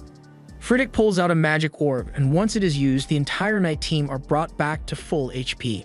It was already hard to fight them when they were split up, but now they have to go against all the knights at once. Yeah, they were all ready to call it a day and peace out to the afterlife. The team begins to say their goodbyes to one another and how they wish they could have achieved their dreams, but Percival refuses to give up no matter what. His head is ringing and he's exhausted, but so long as there is breath in his body, he will continue to fight no matter how bad the odds are. His magic begins to return to him, and Sin can finally say with certainty that Percival is one of the prophesized knights. Seeing Percival continue to stand against the insurmountable odds reminds the others of the importance of never giving up hope. They've come this far as a group, so even with death staring them down, they put their hope in Percival, giving him more strength. and with the combined power of all their hope, he is able to attack the knight and make them take a step back. Percival tries to follow up with another strike, but the impact magic is used to defend the group, and as a result, he gets knocked back into a tree. But it's alright because he is still conscious, and the others have regained their fighting spirit once more. Fiddick realizes the kids are no longer going to be easy targets to defeat, so instead, he decides to go after their leader and charges forward. Sten yells for everyone to spread out and not let themselves get surrounded, but after the knights stop, they have encircled their target. Not Percival, but rather Sin. If you want to kill something, you have to take out its brain, and in this case, that's Sin, who has been giving advice from the sidelines this entire time. Percival tries to get to Sin's side to help him, but Fiddick uses another orb to create a cube barrier around them to stop any interference. This entire fight, Sin has been playing the part of a coach who knows his stuff, and the knights find it strange that he knows so much about them. It's only because of him that the kids were able to beat the knights when they fought, and Fiddick's instincts are telling him that Sin is going to be troublesome if he is left alone. He gives Sin an offer. If he leaks some valuable information, then Fiddick will let him have a quick and painless death, but if not, then he will experience pain that is far worse than testicular torsion. Sin tries to negotiate, and also that Fiddick let the kids go free in exchange for the information, but he can't do that since the orders from King Arthur are to eliminate all threats to his plan. He asks once more if Sin would like a painless death or a torturous one, but Sin never planned on giving up in the first place and tells them not to get too full of themselves. Fiddick raises his sword and tries to slash Sin in half, but once the sword hits the ground, Sin disappeared and Elgin had several arrows in his body. The other knights go to check on him, but after that arrow to the head and throat, he's dead. They were planning to kill Sin in a horrible way, so he tells them they have no right to complain if he kills them instead. Fiddick can't believe Sin was able to dodge a point-blank attack like that so easily, so the girl tries to use her magic staff to strike him with wind, but it passes straight through his body, and in that same instant, she gets double-tapped. Seeing two of his friends get killed so easily, Dronak is enraged and tries to use his impact magic, but before Fiddick can warn him that they are still in an enclosed space, he already used it. Fiddick gets blown away, but Sin, who is back in his human form, is standing right in front of him. He palm strikes Dronak, causing blood to spew out of his face, and you would think that would be enough to kill him. But Sin still goes for the double tap and punches clean through his stomach. The last one to deal with is Fiddick, and by now he realizes that Sin is not someone to be messed with, so he asks who he really is. And for the first time, we get to see his true identity, Lancelot. The others can't believe that Sin was a human this whole time, however. Fiddick has never heard of the name Lancelot. He finds that strange, since if he is this powerful, then surely at least rumors would start to spread. But it's pretty simple, really. The reason there are no rumors of him anywhere is that his opponent never lived long enough to tell anyone about him. Fiddick has no choice but to try to go for a kill, so he dashes forward and uses his haste magic to speed himself up. With a well-trained body and the power to increase his speed, he's been able to accurately dispatch any target he wants, but right now, just like me on the basketball court, he is hitting nothing but air. Lancelot's reaction speed is just too fast, so Fiddick is getting tossed around easily, much to the amazement of Percival and the others. Lancelot stops embarrassing Fiddick for a moment to ask him some questions about a knight with a star in his helmet and a craftsman called Dubs, but before Fiddick could even answer, Lancelot knew that Fiddick didn't have that info. This is when Fiddick realizes that Lancelot has the power to read minds as well, and upon learning that, he cancels the barrier and nopes the hell out of there. He gets back on his horse and tries to escape to Camelot to report what he learned about Lancelot, but Lancelot has a 100% kill rate to maintain, so he asks Sidoni to lend him his knife for now, and he uses it to launch a strike towards Fiddick. Fiddick tries to shake off the strike, but in the end he gets vaporized without a trace, along with a lot of the forest. Meanwhile, in Camelot, one of Arthur's talismans is destroyed, which tells him that some of his knights have just died. He realizes it may be troublesome if the four horsemen of the apocalypse are left to do as they please, but he still needs to find his bride, so he asks Merlin which one he should prioritize. Back with Lancelot, he can read their minds and knows that the others are slightly scared by the level of power he possesses, but Percival, on the other hand, is just glad that he is okay. It was the same as when his grandpa was killed. He was completely powerless to help in any way, and Lancelot is glad Percival cares so much about him. He gives Dunny his knife back and says he will compensate him for it when they reach Lyonesse because the knife's durability has hit 0. Anna has a lot of questions to ask and questions who Lancelot is and why he was pretending to be a fox. She says if he doesn't explain properly, then she can't trust him anymore, but Percival still trusts him. Lancelot decided to explain that he's a messenger of the kingdom of Lyonesse who was sent to find the horsemen of the apocalypse and guide them to become stronger. And all this is being said while he digs out a grave to bury the bodies. The reason he hid his identity and pretended to be a fox was because it would be troublesome if his existence was discovered. As he continues to bury the bodies, the others join in to help, and once they are done, Lancelot plants a seed in the ground as a symbolic gesture to let the knights live on in the forest even though they are dead. With the ability to transform at will and read people's minds, Najans wonders if Lancelot might be a fairy, but he doesn't know much about himself. Just then, he notices something coming this way, and the knight is revealed to be Pelegard, who had come all this way to see if Percival had gotten any stronger.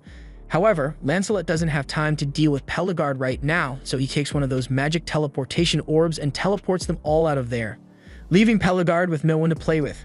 After teleporting, the group have all arrived at the Lioness Kingdom and are now set to meet the king.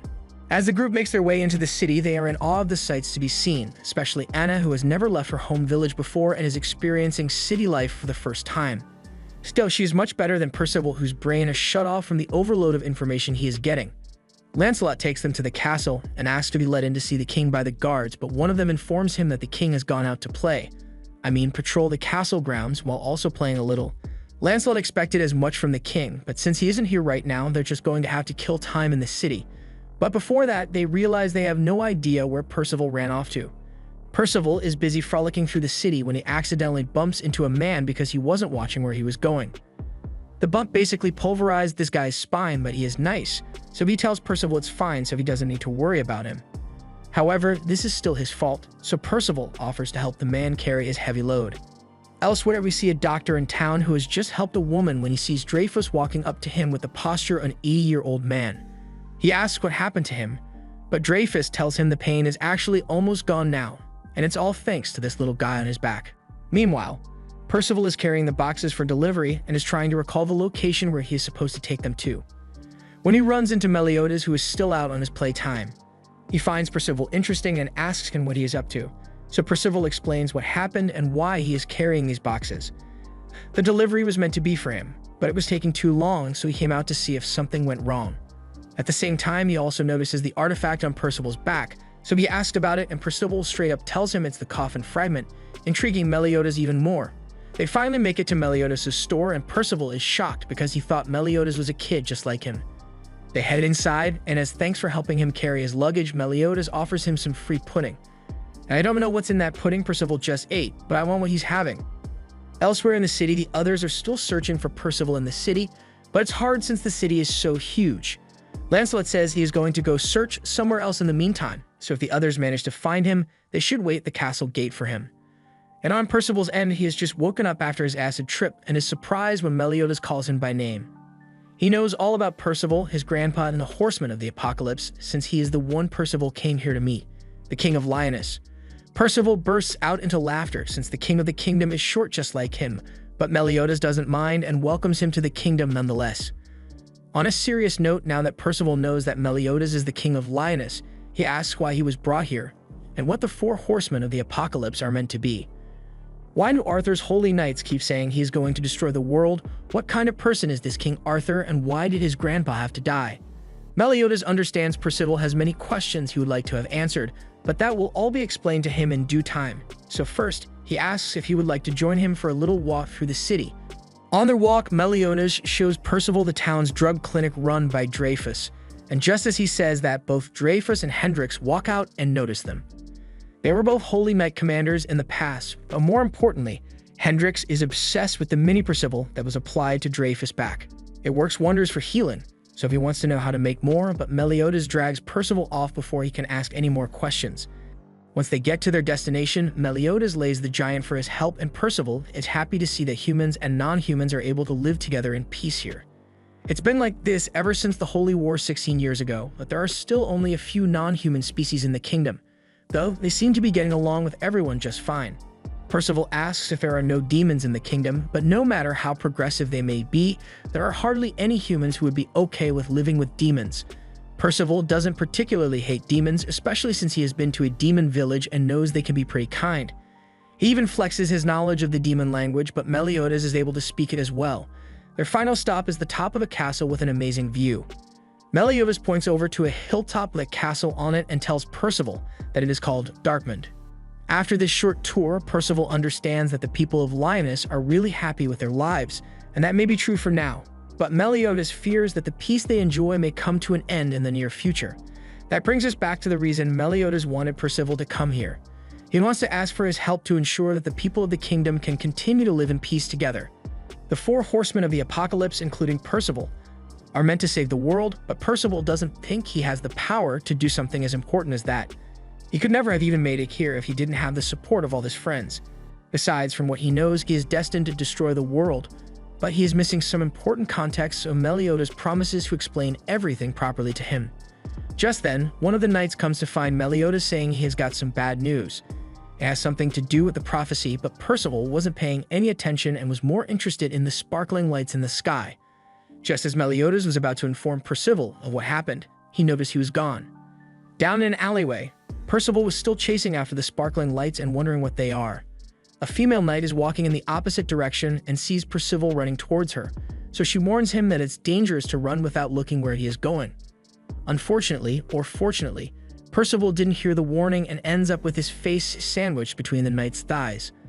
I don't know how she failed to dodge him, but she is really upset by what Percival has done. So to get even with him, she says he should take off his clothes so she can crush his balls. Two others, Qian and Jade, also notice the sparkling lights, but they don't have any idea what could be causing it to happen, but it seems they are reacting to something. Just then, they hear Percival's scream coming from the alley and see Isolde chasing after him with her mace, ready to smash his nuts. So Jade wants to stop her since Percival is just a child with his whole future ahead of him. However, Qian looks closer and notices the coffin fragment which was taken by Arthur on his back, and that leads him to conclude that Percival must be some kind of subordinate of King Arthur, and as such, he decides they should join Isolde to take him down despite Jade's protests. They jump down and Jade makes an effort to find out if Percival is truly evil by asking him personally. However, Qian has no interest in conducting an investigation and just calls him an agent of King Arthur.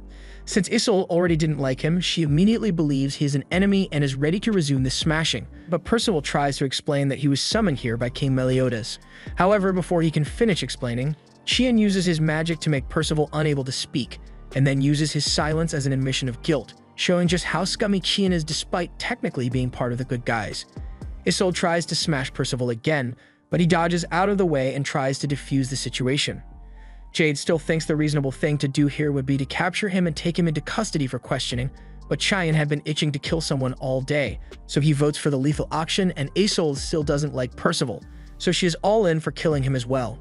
Percival takes out his sword to show them that he is just keeping it safe from King Arthur, but without being able to speak, it is easily misinterpreted as him getting ready to attack. So after all Qian's gaslighting, Jade finally relents and agrees to help them take down Percival. Isolde lunges at Percival and tries to strike him with her mace, but he dodges again and creates some distance. He is finding it hard to breathe and still needs to evade her incessant attacks infused with magic that causes explosions. The noise from the explosions leads to a crowd forming around them, and this is exactly what Jade didn't want to happen, but Qian doesn't see a problem with it. His attention is directed towards Percival, who is somehow still conscious despite the wind spell he used on him, depriving him of air. Isolde lunges at him once more, but this time Percival is able to use his magic to block the strike and absorb the explosive magic she had infused into her weapon. His magic also scares the wind spirit so much that it goes into hiding and allows Percival to recover his voice and breathe. Then the mini Percival that absorbed Isolde's magic begins floating towards her and ends up exploding, blowing her back in the process. Percival finally gets a chance to speak and asks them what he did to deserve them trying to murder him like this. But before he can explain that he was brought here by Meliodas, he gets the lights turned out on him. This is the magic of Jade, which makes everything pitch black, but it only affects the target, so Percival is a sitting duck waiting to be slaughtered at this point. Luckily, before Jade can kill him, a barrel is launched in his direction as the others had heard the commotion and came to check things out, so they break up the fight and ask if Percival is alright. The knights immediately assume all the kids must be working for Arthur, so Qian reactivates the wind spell and takes their breath away while Isolde wastes no time in beating up the kids. She is really proud of herself too, but after realizing his friends have been wounded, Percival is done playing games and is ready to end these fools. But before that can happen, the knight's captain, Tristan, shows up to handle the situation. Meliodas is still busy looking for Percival as the guards apologize for losing sight of him so soon. He's not angry about it as he can't change what has happened, but another guard asks if he would like to call a meeting in the castle because of the matter. He thinks it would be better to not make a fuss over the situation, so he'll leave things for Lancelot to handle. Soon after, he gets informed that the former king wishes to speak with him, so he goes to meet with Valtra. We see him talk to an old man who says he just had another dream involving the 4 horsemen of the apocalypse. There is chaos everywhere, but the horsemen came together to fight. However, an assassination attempt will be carried out on them, and it will come from someone who is a trusted ally. Back with Percival and the knights that were attacking him, but Captain Tristan had just arrived on the scene, so they all stopped what they were doing and greeted him. He asks for an explanation as to why they are beating up a bunch of kids in the streets, so Kion tells him that he believes these kids are King Arthur's Knights of Chaos, so they must be killed immediately. Tristan doesn't believe that to be the case, especially since they show no signs of them being evil. He realizes Kion is using his magic to stop them from breathing, so he tells him to undo it immediately, and after a few seconds he does as he is commanded. The others are finally able to breathe again, so Tristan begins lecturing his knights about using excessive amounts of force when they have no real evidence, but Isolde says Percival is with a coffin fragment, so he must be evil. Tristan corrects her assumption and says a few days ago, they got a report saying a fragment of the coffin had been retrieved by allies and was now in their care, so these guys messed up really bad. However, Kion doesn't feel very remorseful as he mockingly puts his hand on Percival's shoulder and says he is lucky he wasn't killed before Tristan got there, but he'll make sure to finish him off next time.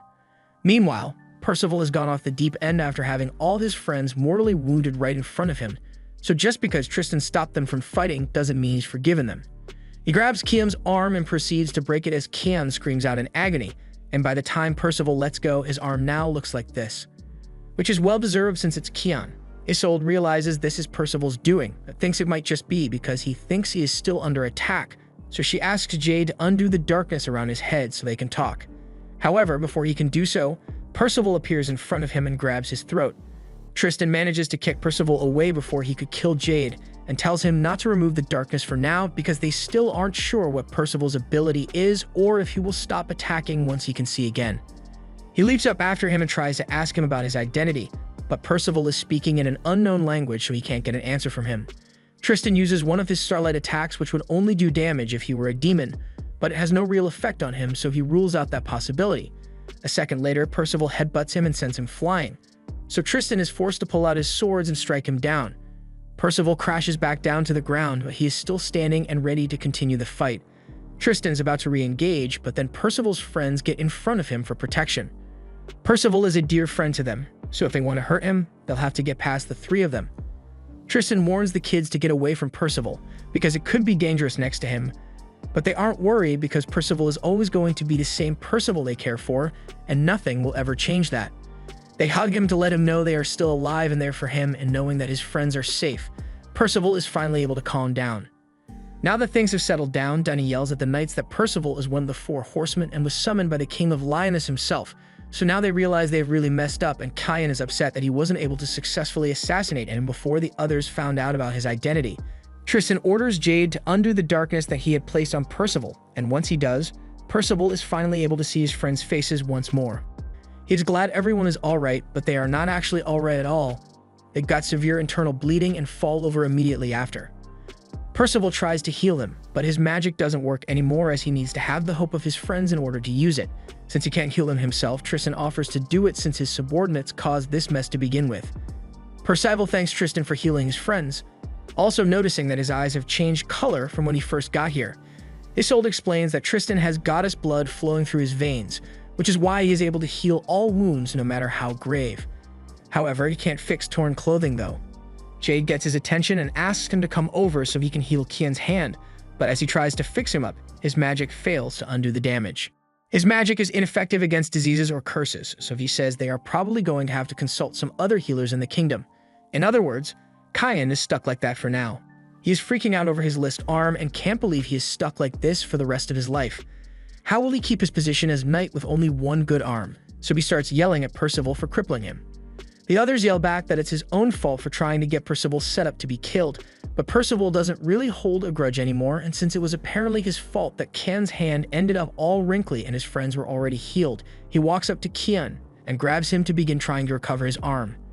Percival is successfully able to restore Kian's arm, which surprises Tristan as he doesn't understand how Percival could manage to pull it off when he couldn't do it. Percival doesn't really understand how it works either, but it stands to reason that if he caused something to happen, then he would be able to undo it as well. Kian is glad that he has his arm back, but while he is still making sure it's really all right, Tristan tells him to get up and apologize to Percival and his friends for what he put them through. So he does exactly that, although it is very clearly insincere as he calls what he did a little misunderstanding. Dunny is pissed, but Percival accepts the apology, although he isn't exactly sure it was a misunderstanding. However, Tristan, on the other hand, is having none of that misunderstanding BS. He knows for a fact that Kian knows all about the prophecy of the Four Horsemen and the exact characteristics that Percival was described with. The green hair is pretty hard to mistake when you look at it. And another thing is that he also knew about the report that allies had recaptured the coffin fragment, so it makes no sense that he didn't mention that at all. He tries to play it off by saying he made an assumption because Isolde was chasing Percival and because of that he panicked. But remember, Anna is able to literally see lies, so she knows what he is saying is military-grade cap. Speaking of which, Tristan asks Isolde why she was chasing Percival in the first place, which is when she remembers Percival's face was buried deep in her thighs. But she wanted to reserve that for Tristan someday, so she runs away in shame. He doesn't really get what she meant by that, but moving on, he wants to formally introduce himself to Percival. His name is Tristan Leonis, and he is also one of the Four Horsemen of the Apocalypse. He is the Prince of the Kingdom, and with Percival here, they are only missing one of the Four Horsemen now. Percival doesn't understand what he means because there are supposed to be two others, so Tristan points out that the third horseman is the one who brought them here, Lancelot. Just then, Lancelot comes walking up and Percival is still shocked that he is the third horseman. But then he tells him that the fourth horseman was found already, although he ran away a while ago. Both Percival and Tristan are shocked to hear that the fourth ran away, but Lancelot doesn't know why he ran. All he knows is that the king asked for his cooperation in finding him, as well as Tristan, but he was busy here, doing who knows what. In any case, they have got to catch him before he can escape the kingdom, so he says they need to cover all the gates of the kingdom. Tristan's team will handle the west gate while Percival's team can handle the eastern gate, while he will take care of the south one by himself. He asks Tristan to give him any information he has on the fourth horseman, but Kian says that won't be necessary since they would probably be able to capture him regardless. However, Canon's opinion means nothing, so Tristan goes on to describe the fourth. His name is Gawain, and he is a tall knight wearing white and gold armor. They don't know anything about his hair color or what he looks like because he never took his armor off while he was coming here. Lancelot reads Tristan's mind and knows there is something he is leaving out, so Tristan finally mentions that Gawain is actually related to King Arthur. This causes a change in the atmosphere since that would mean Gawain could be an enemy, and this is the exact thing Tristan wanted to avoid by not telling everyone. Still, if it's true, Lancelot thinks it is worth telling everyone about it because no matter what, the Four Horsemen will never change. They all spread out to begin searching the city streets, but it seems like it would be pretty noticeable if a tall knight in full white and gold armor came walking through this place.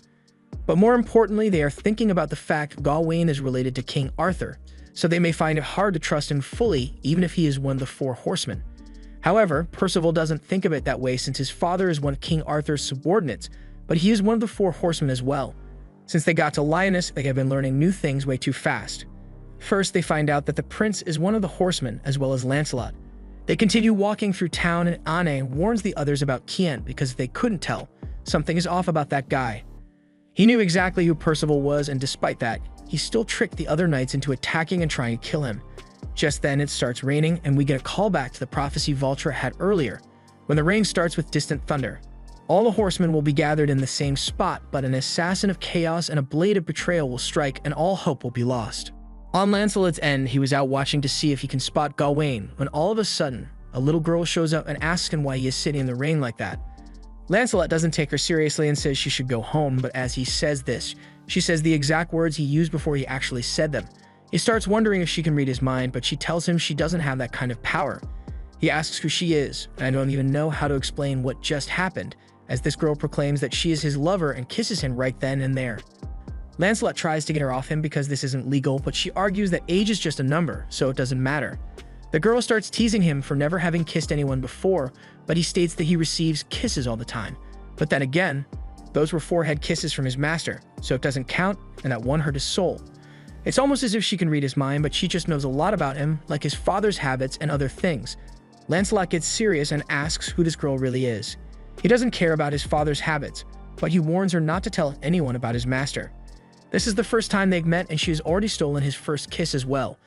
Before the conversation can go any further, the maid in charge of keeping an eye on her shows up and calls her over. It looks like their time is up, so she starts walking away, but before she leaves, Lancelot asks her for her name, which she reveals to be Genevieve.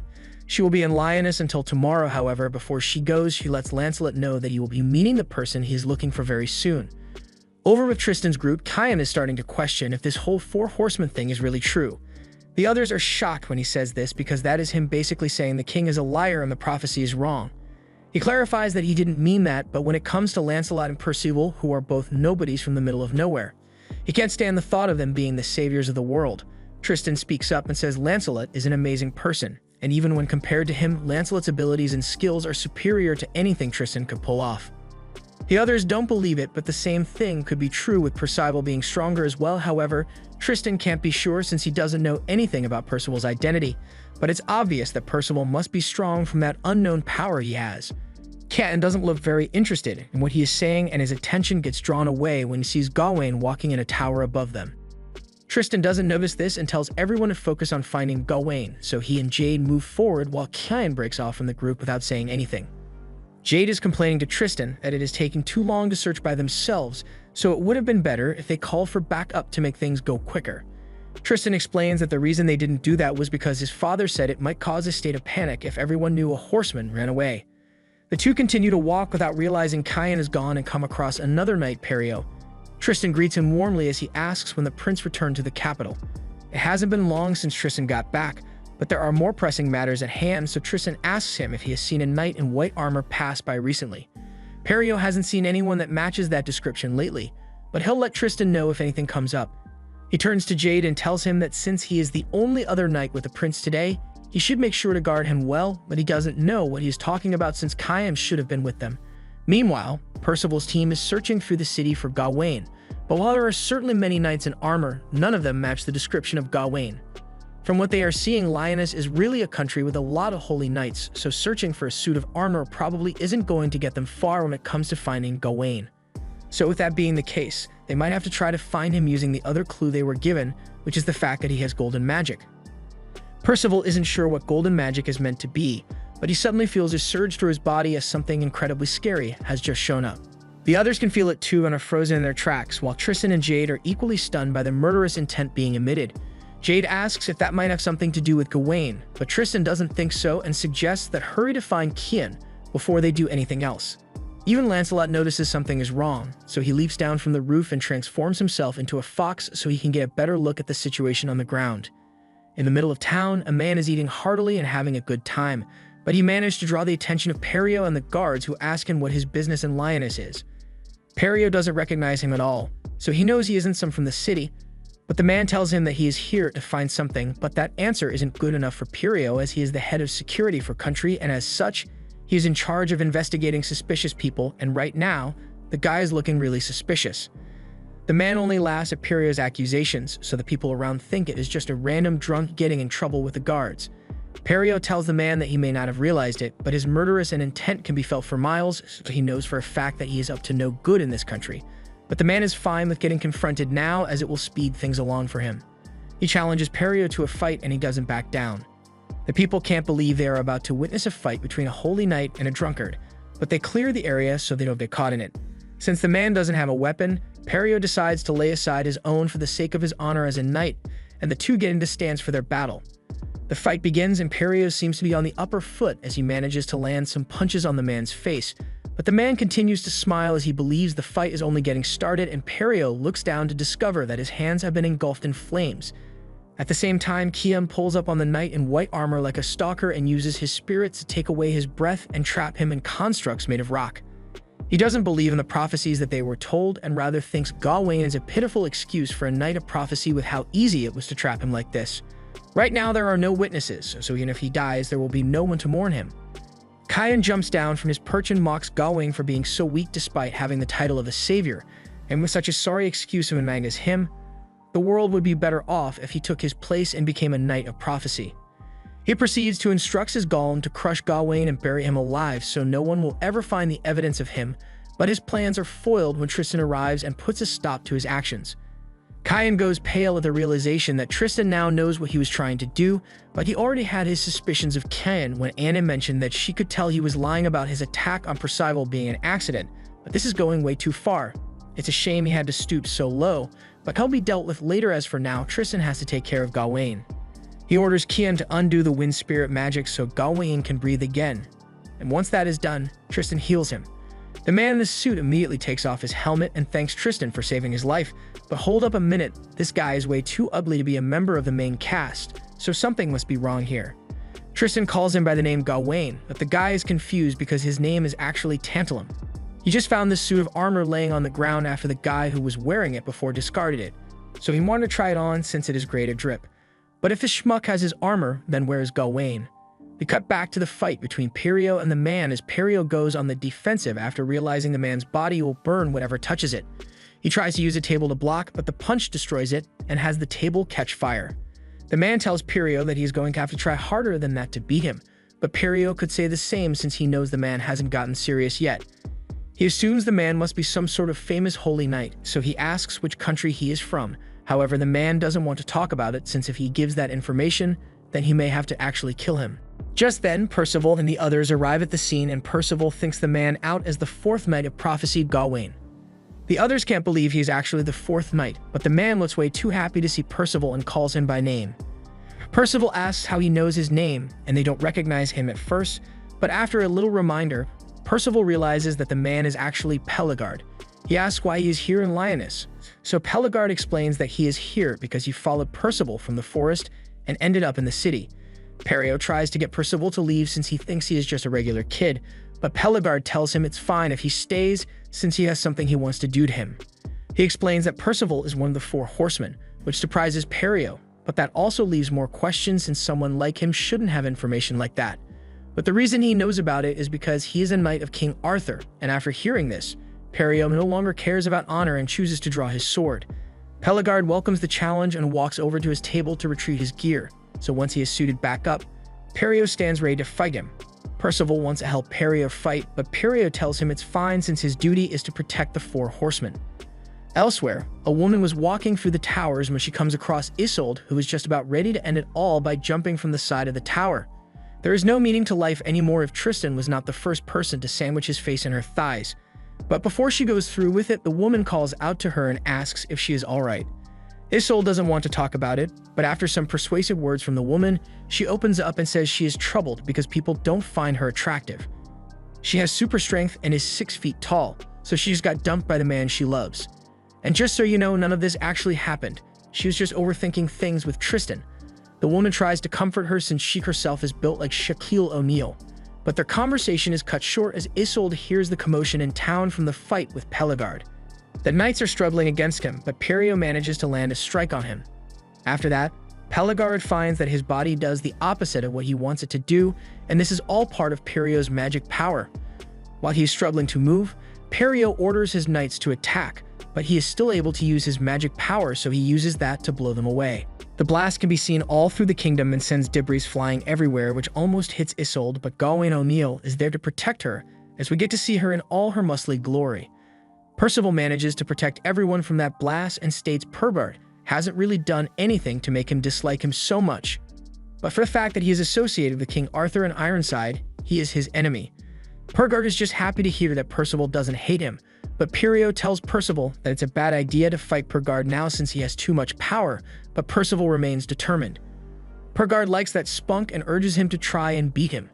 He launches a giant fireball at Percival, which Percival tries to slice, but he had forgotten that Peregard's flames are under his complete control, so anytime he cuts them, they will just split into more flames. To counter this, Percival uses his magic to suck the flames up, but he isn't strong enough to keep it contained as Peregard just raises the temperature until his magic burns through. Percival realizes he can't win, and Peregard tells him there is no shame in losing. He has grown far stronger than before, so he has made good improvements. He still wants to take Percival so he can train him, but all of a sudden, his magic is snuffed out by Gawain. Peregard doesn't understand what just happened, but Gawain refuses to explain and just unleashes her magic next to him, making him retreat for the moment. Thanks to the golden aura, Percival realizes that this must be the Gawain they were looking for, and soon after Tristan arrives, having been drawn here by the commotion. Lancelot is here as well, so all 4 horsemen are united at last. Pelegard wasn't expecting to encounter all of them right here, but now that they have all come together, he asks what they plan to do now. Lancelot tells him that if he wishes to run away, then now would be the best time to do so. However, this statement gets Tristan all riled up since he can't believe Lancelot is actually giving the enemy a chance to escape.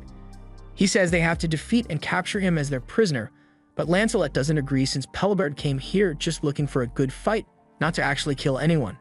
Still, Tristan asserts that it is their duty to capture him regardless. He turns to Gawain to get some backup on this, but her response is a little more than he was hoping for because she wants to kill Pelibert. And not because he is one of King Arthur's knights, it's because he called her a little girl earlier. While they are disagreeing over what to do next, Percival walks up to Pelibert, who thinks he wishes to fight some more, but actually Percival simply wants to talk. He sheathes his sword and tells him that he doesn't hold any hate towards him.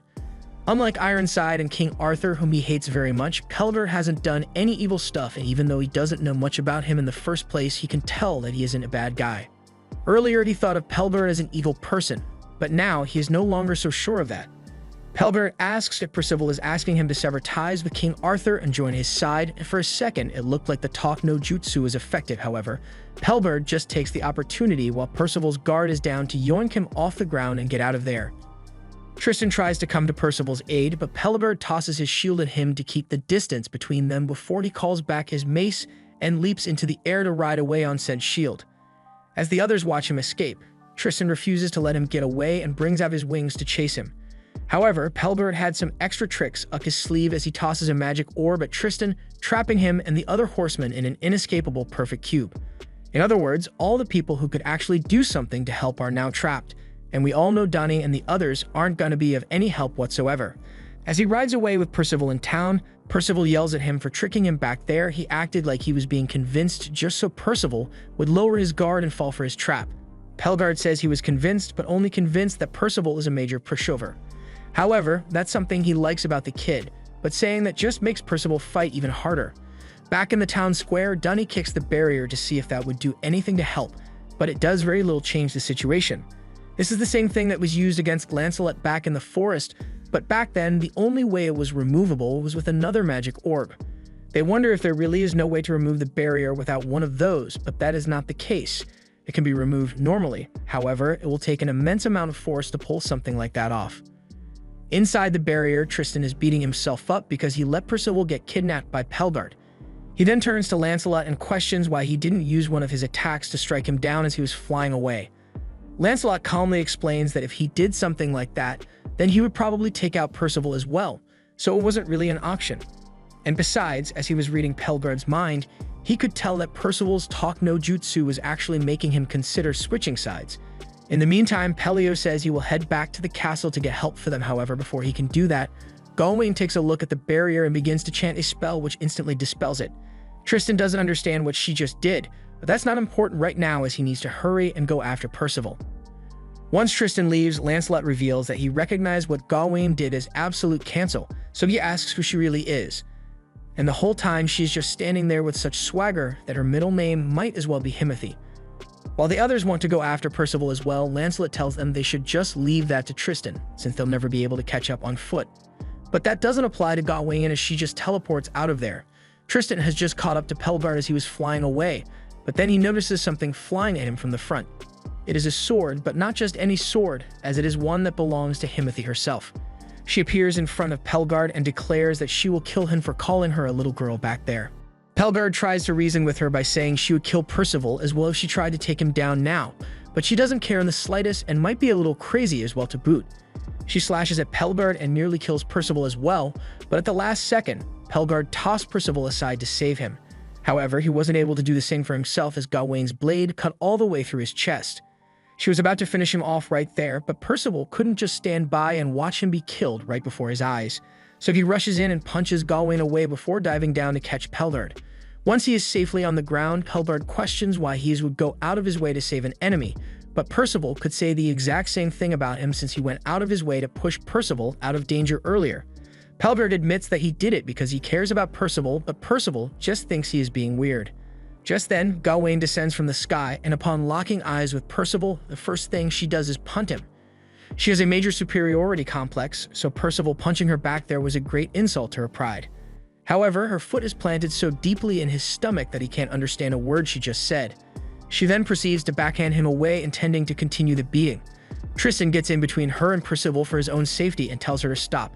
It's not right to attack an ally, but she argues that Percival protected an enemy, so it's perfectly fine for her to treat him like this since he is now a traitor. Tristan isn't fooled by her statement, however, since he saw her try to kill Percival along with Pelgard. He knows something is seriously wrong with her morals. He heals Percival and tries to get her to back down once more, saying friends should hurt each other. But that is where she corrects him. She is not his friend, and quite frankly, it disgusts her that he even considers himself to be on equal terms with her. She makes it clear to him that the only ones who can tell her what to do are those that are stronger than her. But since she is perfect in every way, that means there is no one strong enough to do that. And if he disagrees, then she urges him to put his swords to use to prove her wrong right now. Tristan considers it for a moment, but he ultimately states that his swords are not meant to be pointed at allies, even if they are being jerks. But all this profound maturity gets him as a bitch slap to the face, as Gawain finds him very boring. In the time they were talking, Percival has gotten back up from the ground and yells at Gawain to apologize for hitting Tristan just now. He went through a lot to bring them together, so he doesn't deserve to be treated like that. Gawain directs her attention back at him and slowly walks him down before winding up a punch. But before Percival's face can get caved in, Pelgard steps in and blocks the attack, promising to tame this girl and show her who the real Himothy is. Meanwhile, back in town, the guards run around doing damage control while the hooded figure slinks back into the alleyway. Percival's friends are all worried for his safety, but Lancelot tells them they won't go after him until something bad happens. He is intrigued to see what Percival can truly do when he is backed against a wall. Back with Percival, he tells Pelgard not to get involved because he is still injured from Gawain's earlier attack, but he thinks that makes it more fun since he has a handicap to make it fair for her. Besides, Pelio's magic that made him move weird has worn off now, so he should be back in good fighting shape. Gawain feels greatly insulted, so she charges up her golden flames and fills the immediate area with them, trying to roast Pelgard alive, but he is not weak enough for an attack like that to kill him, so he simply smashes her guts in with his mace through the flame. Gawain gets even angrier at this and leaps into the air before striking Pelgard repeatedly. However, all her strikes are being blocked, showing just how skilled Pelgard truly is. To him, all her attacks are too basic, so he is easily able to deflect one to the ground, which leaves her chin wide open for a mace to the face. Gawain gets uppercut so badly that she is sent into the sky and crashes down, leaving an imprint in the ground. Pelgard walks up to her limp body and praises her because she is indeed strong. She possesses almost unlimited potential, yet she has still not learnt to control her abilities to the fullest yet. She is just letting her strength do all the heavy lifting instead of applying it skillfully. As she lay there on the ground with her title of Himothy official having been revoked, she listens as Pelgard berates her for growing complacent with the strength she possesses. If it had been anyone other than him she just fought, she would have been killed right in the spot. He tells her to admit she is weak and train hard from now on if she wants to live a long life. Gawain's anger is indescribable, but unlike with Percival, she knows she will just get her ass handed to her if she fights the real Himothy Pelgard. So she just pounds the ground in frustration and begins bawling her eyes out. It's a strange sight for Percival and Tristan to see the girl who beat them up so badly crying like a baby, but Pelgard doesn't hold it against her and instead advises that she acknowledges that there is still a long way to go before she can claim to be the strongest. However, maturity is not something Gawain ever learned, so she's throwing a tantrum over losing to him instead. She's not as graceful of a loser as he thought, so he has lost interest and decides to take his leave for today. Unless Tristan plans to try and stop him, but Tristan says he has no intention of fighting an injured opponent, plus he did save Percival from being killed by Gawain, so he owes him a thanks for that. Pelgard appreciates the act of chivalry from him, so he calls for his flying shield and rides off into the sunset. As he leaves, he tells Percival that he hasn't given up on making him an apprentice yet, but Percival just smiles instead of getting angry. While flying away, Pelgard checks on the wound Gawain gave him, and to his surprise, he finds that Percival used his magic to heal him while he was fighting, so has something to thank him for as well. Meanwhile, Percival still has to deal with the sobbing Gawain, who refuses to accept that she lost to an injured old man, and he is fed up with her already. He tries to tell her that losing once isn't the end of the world, but for her, it might as well be. Her grandpa and grandma told her she is the strongest in the world, so Tristan decides the best way to handle this is to give her a dose of copium. She was just a little off her game today, so if she fought Pelgard again, she would definitely win. Just like Gojo. After inhaling large amounts of copium, her pride has been restored, so she is ready to return to Leonis and conveniently leave out the part that she got beaten up. At least we know how Tristan managed to get Gawain to come here in the first place. She tries to reassert dominance on Percival by saying she will graciously forgive him for hitting her earlier, but that's not going to work on him after he has seen her cry like a baby on the floor. Back in Leonis, Lancelot can sense that Pelbert has left the battlefield, but Percival is safe with Tristan, so everything is alright. The others are impressed he can sense all that from way over here, but just then he senses weird magic over in the direction of the castle, so he dashes forward to go handle the situation. Back at the castle, the cloaked people are cornered by the guards who say they won't be hurt so long as they answer their questions, but rather than cooperate, one dashed off to complete their mission, while the other handles the guards. And once she manages to revive the demon, the knights stand no chance whatsoever. The energy of the demons can be felt throughout the capital. Chaos Melascula and Chaos Galen have been reborn by the power of King Arthur so they may kill the 7 deadly sins, as well as the 4 horsemen. 16 years ago, a war took place in the Kingdom of Britannia, and in that war, the most fierce battles took place between the 7 deadly sins and the 10 commandments of the Demon King. Now 2 of those commandments have been revived by King Arthur. Even King Arthur's holy knights are having second thoughts about reviving such deadly monsters, but Arthur isn't worried because they have become his pawns to be used to secure a better future. And more importantly, their service here can be considered atonement for the mass murder they committed years ago. They will fight and sacrifice themselves if necessary, but I don't think that make up for their war crimes. The knights that are facing them have just learnt that they have been sent here by King Arthur, so they readies themselves to attack. However, none of their attacks manage to leave so much as a scratch, and with a single wave of his hand, Galen is able to cause a devastating shockwave.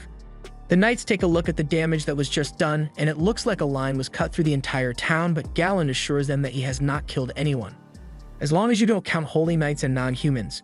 This one knight realizes, oh no, I'm a holy knight, and in that same moment, his body splits in 2, along with several non-humans in the kingdom who got caught in the line of fire. Melascula also takes out a couple of the holy knights before returning to Galen and discussing what they are doing here. They can't remember anything, but one thing Melascula is sure of is that they must have somehow lost the battle against the 7 deadly sins. If they lost, that must mean the deadly sins are still alive in this world, and if that is the case, then her anger might get the best of her and make her attack them recklessly. In the castle, Meliodas and Gilbo have just sensed the magical energy of the 10 commandments, and he is certain that they must have been revived by King Arthur. Gilbo finds it odd that they went through all the trouble of appearing in the town, yet they have made no attempts to attack the castle. This leads him to believe that their attack may simply be a diversion to draw their attention away from their real goal. And Meliodas has his suspicions that their real goal may be to get to the prisoner that they are keeping underground. Just then, they realize that Camelot may be taking the initiative in this attack because they are after the power of prophecy. In other words, their target is Bartra and his power of clairvoyance. Meliodas rushes to his bedroom so he can guard Bartra if anything were to happen, but even if the commandments are only there as a decoy, without the 7 deadly sins, there is no way anyone could ever defeat them. That may be true for normal knights, but Meliodas has faith that Percival and the gang will be able to handle this. Outside the kingdom walls, Tristan has just begun to sense the demonic aura coming from Galen and Melascula, and it is unlike anything he has ever felt before. Percival notices that Gawain's hands are trembling, so he grabs hold of her hand to calm her down, and although she may still be putting on the tough act, she appreciates his kind gesture and asks for both he and Tristan to accompany her in taking down the demon so she doesn't have to worry. Back in the kingdom, Galen is enjoying the time he has to torture the people until Meliodas ends up taking the bait and showing up. But rather than Meliodas, the one who appear are the Percival, Tristan, and Gawain who all teleport in together. Galen doesn't know who these kids are, but just from the scent of Gawain, he can tell that she is the same as Escanor, although with slightly less Chad in her genes.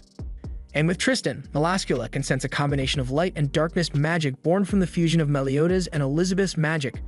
Lancelot then walks up, and they can immediately tell from his magic that he is the child of Bon and the fairy girl. These two might want to consider working for Ancestry.com at this rate, but right now, they have to deal with the 4 Knights of Prophecy. Meanwhile, Arthur has a little monster acting as a drone to give him live coverage of the whole scene. He learns that Galen and Melascula are getting ready to fight, but their opponent isn't Meliodas as Arthur was expecting, rather is the 4 Knights of the Apocalypse.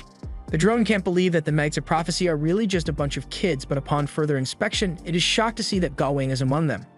It is truly a surprise since she is Arthur's niece. You would think he must be taking the betrayal hard. But on the contrary, he burst out laughing since the turn of events is quite ironic. Getting back to business, as long as Leonis has Valtra and his clairvoyance on their side, they will always have important information and be one step ahead of him. So Arthur gets up to take some precautionary measures. Even though they know these kids aren't ordinary, they still aren't aware of just how powerful they are. So Galen and Melascula treat them as a joke. Galen expresses his sympathy to them from having to die, but he is going to enjoy every moment of their deaths, so he charges forward at them. He knows he hit two of them, but he has no idea where the other two have gone. In the air, Tristan is worried about Percival and Gawain since they got hit with Galen's strike, but he has his own problems to deal with as Melascula appears behind him and seals him in her cage of darkness.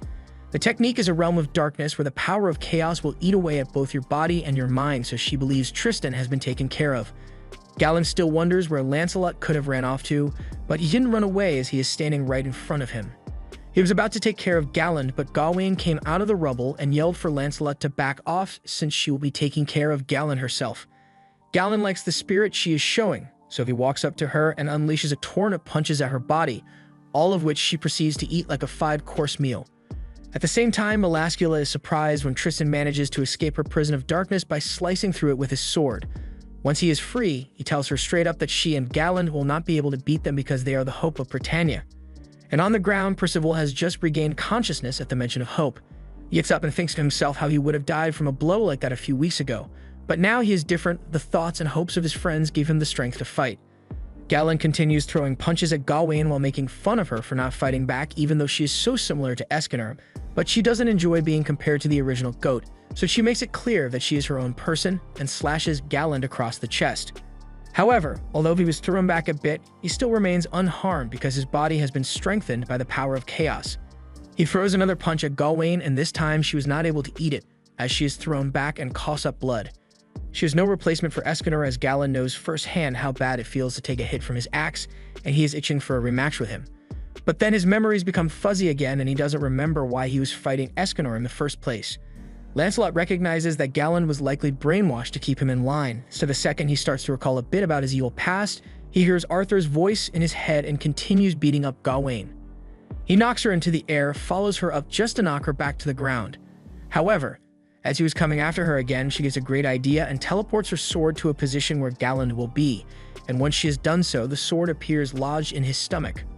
Although the power of chaos may prevent him from taking damage from the outside, it doesn't work if the sword is already inside the body. Gawain then teleports up to him and grabs the sword before using it to split his body down the middle. And as she does this, she declares herself as Gawain, the Lord of the Sun.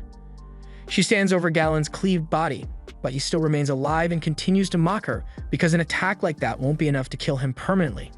However, as his body was reattaching itself, one of the mini Percivals appears with a message. "I am a nuke, and I'm about to do nuke things, so back away." Galen didn't notice and healed with the mini Percival still inside him, so moments later he goes boom. Once the dust settles and Galen has been defeated, Percival comes down to check on the others, but he also kinda detonated a nuke with them still in range, so Gawain is really mad and starts chasing him around while Lancelot watches. Choosing to ignore Percival and Gawain's squabble, he turns his attention to Tristan, who is still fighting Melascula, and as the two clash in the air, Tristan urges her to surrender, but she has no intention of doing so. She casts another one of her spells, and as Tristan blocks with his sword, he realizes that one of the enchantments he had on it has been taken. The monster she summoned is able to eat his magic power, and even when he tried using holy magic, it was ineffective. She explains that this monstrosity has the soul of a demon and a goddess mixed together, so he is immune to the power of light and darkness. She was worried when she realized who Tristan's parents are, but it seems that his power isn't anywhere near what Elizabeth could use. Rather than being upset at the insult to his capabilities, Tristan is just excited to get the chance to talk about how awesome he thinks his mother is. Compared to her, he is an absolute novice since his holy power can only heal wounds but can't do anything about curses or disease. He's always wanted to hear more stories about the past of his mother, so he gets up close to Melascula and asks her to begin story time. She's a demon and she's freaked out by Tristan, but he really wants his story time. So when that monster tries to attack him, he casually kicks it down to the ground, where it lands on Gawain and gets incinerated in an instant. Now that the distraction is gone, Tristan still wants to hear stories of his mother from Melascula. She tries telling him he looks nothing like his father to get him angry, but Tristan agrees with her on that as well. She is starting to get really irritated by how much fun Tristan seems to be having in this fight, but they get interrupted by this fairy that just randomly shows up. Tristan urges the fairy to leave before he ends up getting hurt, but the fairy points out that Melascula is from the demon clan, so she could be useful to them. She is unable to recall her origins due to Arthur's brainwashing, so she just tries to kill the fairy instead. And it looked like she managed to do it for a second, but moments later, the same fairy appears behind her. This was no ordinary fairy either, as upon descending, it reveals that it is actually Lancelot. He uses the fact that Melascula's brainwashing prevents her from thinking about anything involving the demon clan to weaken her, so by mentioning it, she gets a splitting headache and is subjected to constant subliminal messages to get her to keep her from thinking. And since she is a magic user, if she can't think clearly, then she won't be able to cast any more spells, nor will she be able to keep her shape, so Tristan should have an easier time fighting her now. As Melascula is no longer able to keep her shape, she ends up reverting to her true form of a giant snake.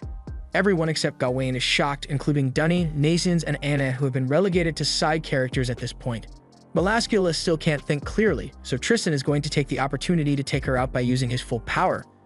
The Kingdom Knights are getting ready to fight, but before they can do anything, Tristan has already flown in and out of her guts several times. Even Gawain is shocked by the power he just exhibited. And with Melascula finally dead, the immediate threat to the kingdom has been dealt with. Tristan doesn't like using the demon half of his peers, but Percival thought he was really cool just now. Meanwhile, Lancelot heads back over to the castle because he can tell something is wrong there. Gawain is still pouting over the fact that Tristan is actually pretty powerful, because now that means she isn't superior anymore. All that glazing Tristan did to get her here now feels like he was just making fun of her, so he'll have to resume the ego stroking. While Tristan was busy reapplying the glaze, Percival calls Gawain annoying for getting butt hurt over Tristan being strong as well. Unfortunately, Gawain still outscales him, so she gives him that triple-decker head bump. Just then, Tristan figures out the best way to convince Gawain that she is still better, so he tells her that his ability is inconvenient and has a time limit to it, so while he is stronger in that form, he can't stay that way for long. Now, most of what he just said was a lie, but Gawain doesn't need to know that, and she never will because the subject gets changed as soon as Percival's friends arrive. While all this was happening on the surface, Kian and Jade are sat in a jail cell underground. Kian is in handcuffs as he should be, but since someone needs to watch him, Jade is stuck in guard duty. Jade interrogates him to find out why he was so intent on getting rid of Percival. He wants to know whether he is on the side of good or evil, and depending on his answer, may be forced to cut him down right here and now. Kian doesn't care if he is killed, but if he meets his end here, he wants Jade to make sure that Tristan is kept protected. Jade can tell that Kian genuinely cares about Tristan, but that leaves a lot of questions about why he would do something so despicable. Kian finally explains that he just wanted to make sure Tristan was at no risk, and to do that, he wanted to eliminate all the people who could potentially pose a risk to him. His motives weren't evil. Maybe a little crazy, but not evil, so Jade asks why he didn't just tell Tristan he was worried about him. Kian answers that he couldn't do something like that because that would make him look crazy. And next thing you know, he gets locked in a rubber room with rats, and rats make him crazy. Just then, the two hear the sound of someone entering the jail, and they are put on high alert. The cloaked figure from before soon enters the prison, and it takes off its cloak to reveal that it is actually a holy knight. Jade and Kian step out into the hallway to confront the intruder, and as soon as they see the armor, they assume she must just be lost down here. Jade informs her that past this point is where all the dangerous criminals are kept, so she can't be here without permission, and the knight thanks him for the advice. However, she questions what they are doing down here then, since they are still only knight apprentices. It's clear the knight doesn't know who they are, so Kian clarifies that they are a part of Tristan's team. She thinks about it for a moment and recalls that Tristan is the Prince of Leonis, but she should already know that. This makes them even more suspicious of her, and she reveals that she is actually only a former knight of Leonis. She says someone was recently imprisoned here because they were a spy, so she is here to come and retrieve them. Kian and Jade realize that this might is bad news, so Jade frees Kian and hands him his weapon back. Immediately after, the knight lunges at the two and strikes at them with her sword. Jade feels a little insulted that the knights went for a surprise attack, but she isn't interested in chivalry, she's interested in winning. Kian is about to summon his sylph so they can weaken the knight, but he realizes that he is unable to speak properly. Jade realizes something is going on as well, and as he looks down, he finds that he is slowly freezing. This must be the magic of the knight, and at this rate, there'll be ice sculptures before long. Said knight has already begun to walk away in victory, but before she can leave, she is hit by a firebomb from behind.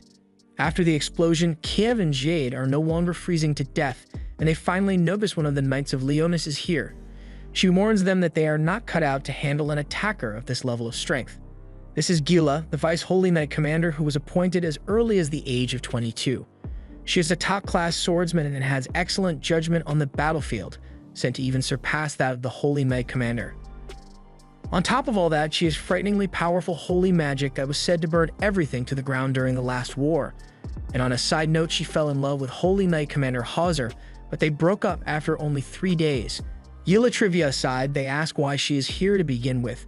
So she explains that Meliodas had asked her to come down here and check on the condition of the prison, especially since the commotion outside was guaranteed to be nothing more than a distraction.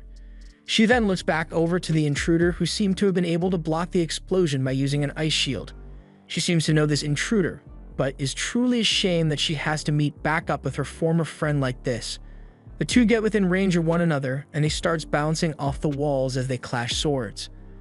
Gila enchants her sword with fire, and the intruder does the same with ice, so they once again cross swords and create a huge shockwave. Ken really thinks they should leave before they get caught in the crossfire, but Jade believes it is their duty to stay and assist Gila in any way they can. Jade warns Gila that if things go on like this for long, then the basement is sure to collapse. Gila tells him that there is no need to worry since her big brain anticipated that something like this might happen, so a powerful barrier has been erected to protect the prison's structural integrity. While she was distracted, the intruder tries to slash at her head, but she's able to duck underneath and evade the follow-up ice strike. She then crushes the ice and sends shards flying at the intruder, and with that as a distraction, she was able to get close enough to deliver a point-blank fire explosion to the head. Gila officially has the upper hand in this fight and starts scolding the intruder for forgetting the promise she had made. Her brother lost his life in the Holy War, so she swore that she would inherit his will and fight as he would have wanted. So why would she go and join Camelot as an evil knight when she was a new generation knight of Leonis and Lancelot's master, Jericho? Jericho has a moment of realizes after finding out that Lancelot is one of the 4 horsemen, but that doesn't last long as she leaps up and freezes Gila's sword in place, forcing her to abandon it and jump back. Jericho then proceeds to take Gila's sword and dual-wield it alongside her own. Gila isn't fazed by being unarmed, but rather, she wants to know what happened to Jericho since they last saw each other. She obliges and begins explaining that after she left Leonis 10 years ago, she joined Ban and Elaine, who trusted her completely. Gila asks if she got into a fight with them or something, but that's not the case, so she asks if something happened with Lancelot instead. It seems like she was right on the money with that guess, because Jericho lashes out in anger. Kian and Jade think it's time that they step in to help, but Jericho puts a stop to that as she blocks off the entrance entirely. Jericho asks Gila to not interfere any longer. She just wants to get her job done, so she has no intentions of fighting Gila to the death. She casts a spell on her, and by the time Kian and Jade were able to make it through the ice wall, they find that Gila has been frozen completely solid. Jericho proceeds to take her leave, but before she can, she gets stopped by a fireball from Gila. She has broken herself free and her true form has been revealed. She look a lot like a demon because she is part demon. In the Holy War, she got greedy for power and drank some demon juice, which gave her a major power up but also corrupted her. However, the seeds of evil in her were destroyed by Ban, so you think all the demonic power would be removed from her body. However, she was able to control the outbursts, so she still holds on to that demonic power. Jericho doesn't think it will make much of a difference, so she launches several icicles at Gila, but they are all melted by the intense flames surrounding her. Since she has continued to train herself to her very limits, her power should be more than sufficient to defeat Jericho, even if she is unarmed. She runs forward to attack Jericho, and with nothing but her bare hands, she is able to cut into Jericho's arm. But this is where she messed up because she activated Jericho's trap card. After touching her, Gila begins to freeze in ice that can't be melted, even with her demonic flames. Kian and Jade try to get to Gila to save her, but they are having trouble breaking through the rest of the ice wall. Just then, they hear the voice of someone who has come to help. Moments later, the ice wall is shattered by Lancelot, and Jericho can't bring herself to look him in the eye, asking him why he had to come here. It's only natural for him to want to see his family, so he asks her to go back to being the master he once knew. Instead, Jericho threatens him not to come any closer unless he wants her to kill Gila. Lancelot stops in his tracks, and Kian doesn't seem to have learned his lesson because he is still out here instigating shit. Lancelot then continues walking, completely ignoring the threat to kill Gila, and as Jericho attempts to slash, Lancelot closes the distance and is able to keep Gila safe, while also using his fingers to send Jericho flying away. She manages to tunnel her way out into the wall and escape in the process. Lancelot hands Gila over to Jade and Kian, telling them to hurry and dispel the magic on her before she ends up dying of frostbite. In the meantime, he is going to go after Jericho himself. Jericho makes it to the prisoner who she was supposed to free, but the magic restraints put on him are too strong for her to be able to get him out, so he urges her to kill him so he never gets the chance to spill any of Camelot's secrets. Jericho reluctantly does as he requests and uses her ice magic to freeze his face, instantly killing him. Lancelot soon catches up to her and begins asking for an explanation for her actions. His mother and father are really worried about her, and so is he. She asks if he recalls the incident from 6 years ago where they got trapped in that other world. Lancelot remembers that well because he was a sniveling mess the entire time. He knows he was useless, and while it was indeed annoying to have to deal with his whining back then, Jericho says she was also really happy to spend that time with him. Lancelot was under the impression that she left because she didn't like being around him, but that couldn't be farther from the truth. She tells him she loves him, and Lancelot says he feels the same way about her. As family. But it's more like step-family love for her because she really loves Lancelot. I don't know whether to think this is sweet or criminal, and even she realizes there's something wrong with loving a 16-year-old when she's pushing 30, but she can't stop herself. It's been this way ever since Lancelot was 10 years old, which is why she left, so she wouldn't commit any crimes, but even after all this time, her feelings haven't changed one bit. If that was the reason she left him, then Lancelot asks why she chose to tell him now. She wanted to confess everything because she is sure this is the last time she will ever get to see him, so also wants him to tell Ban and Elaine that she's sorry for betraying them. Lancelot still doesn't understand why she chose to go to Camelot, so she explains that Arthur created a world for her. One where Lancelot was both legal and in love with only her, so she can't afford to lose that. It's crazy that she's willing to betray everything she ever held dear for a VR boyfriend, but to each their own. She is now prepared to fight Lancelot with everything she's got and activates a portal to return to Camelot. Before Lancelot can do anything, Jericho has disappeared, so Lancelot goes to check on the prisoner, but he is already dead. He then yells out, cursing Arthur for what he has done. Meanwhile, on the surface, the others were getting ready to return to the castle when the demon artifact began producing smoke and a new monster has appeared. This was the end of episode 22. Thanks for watching. Subscribe to not miss the next part.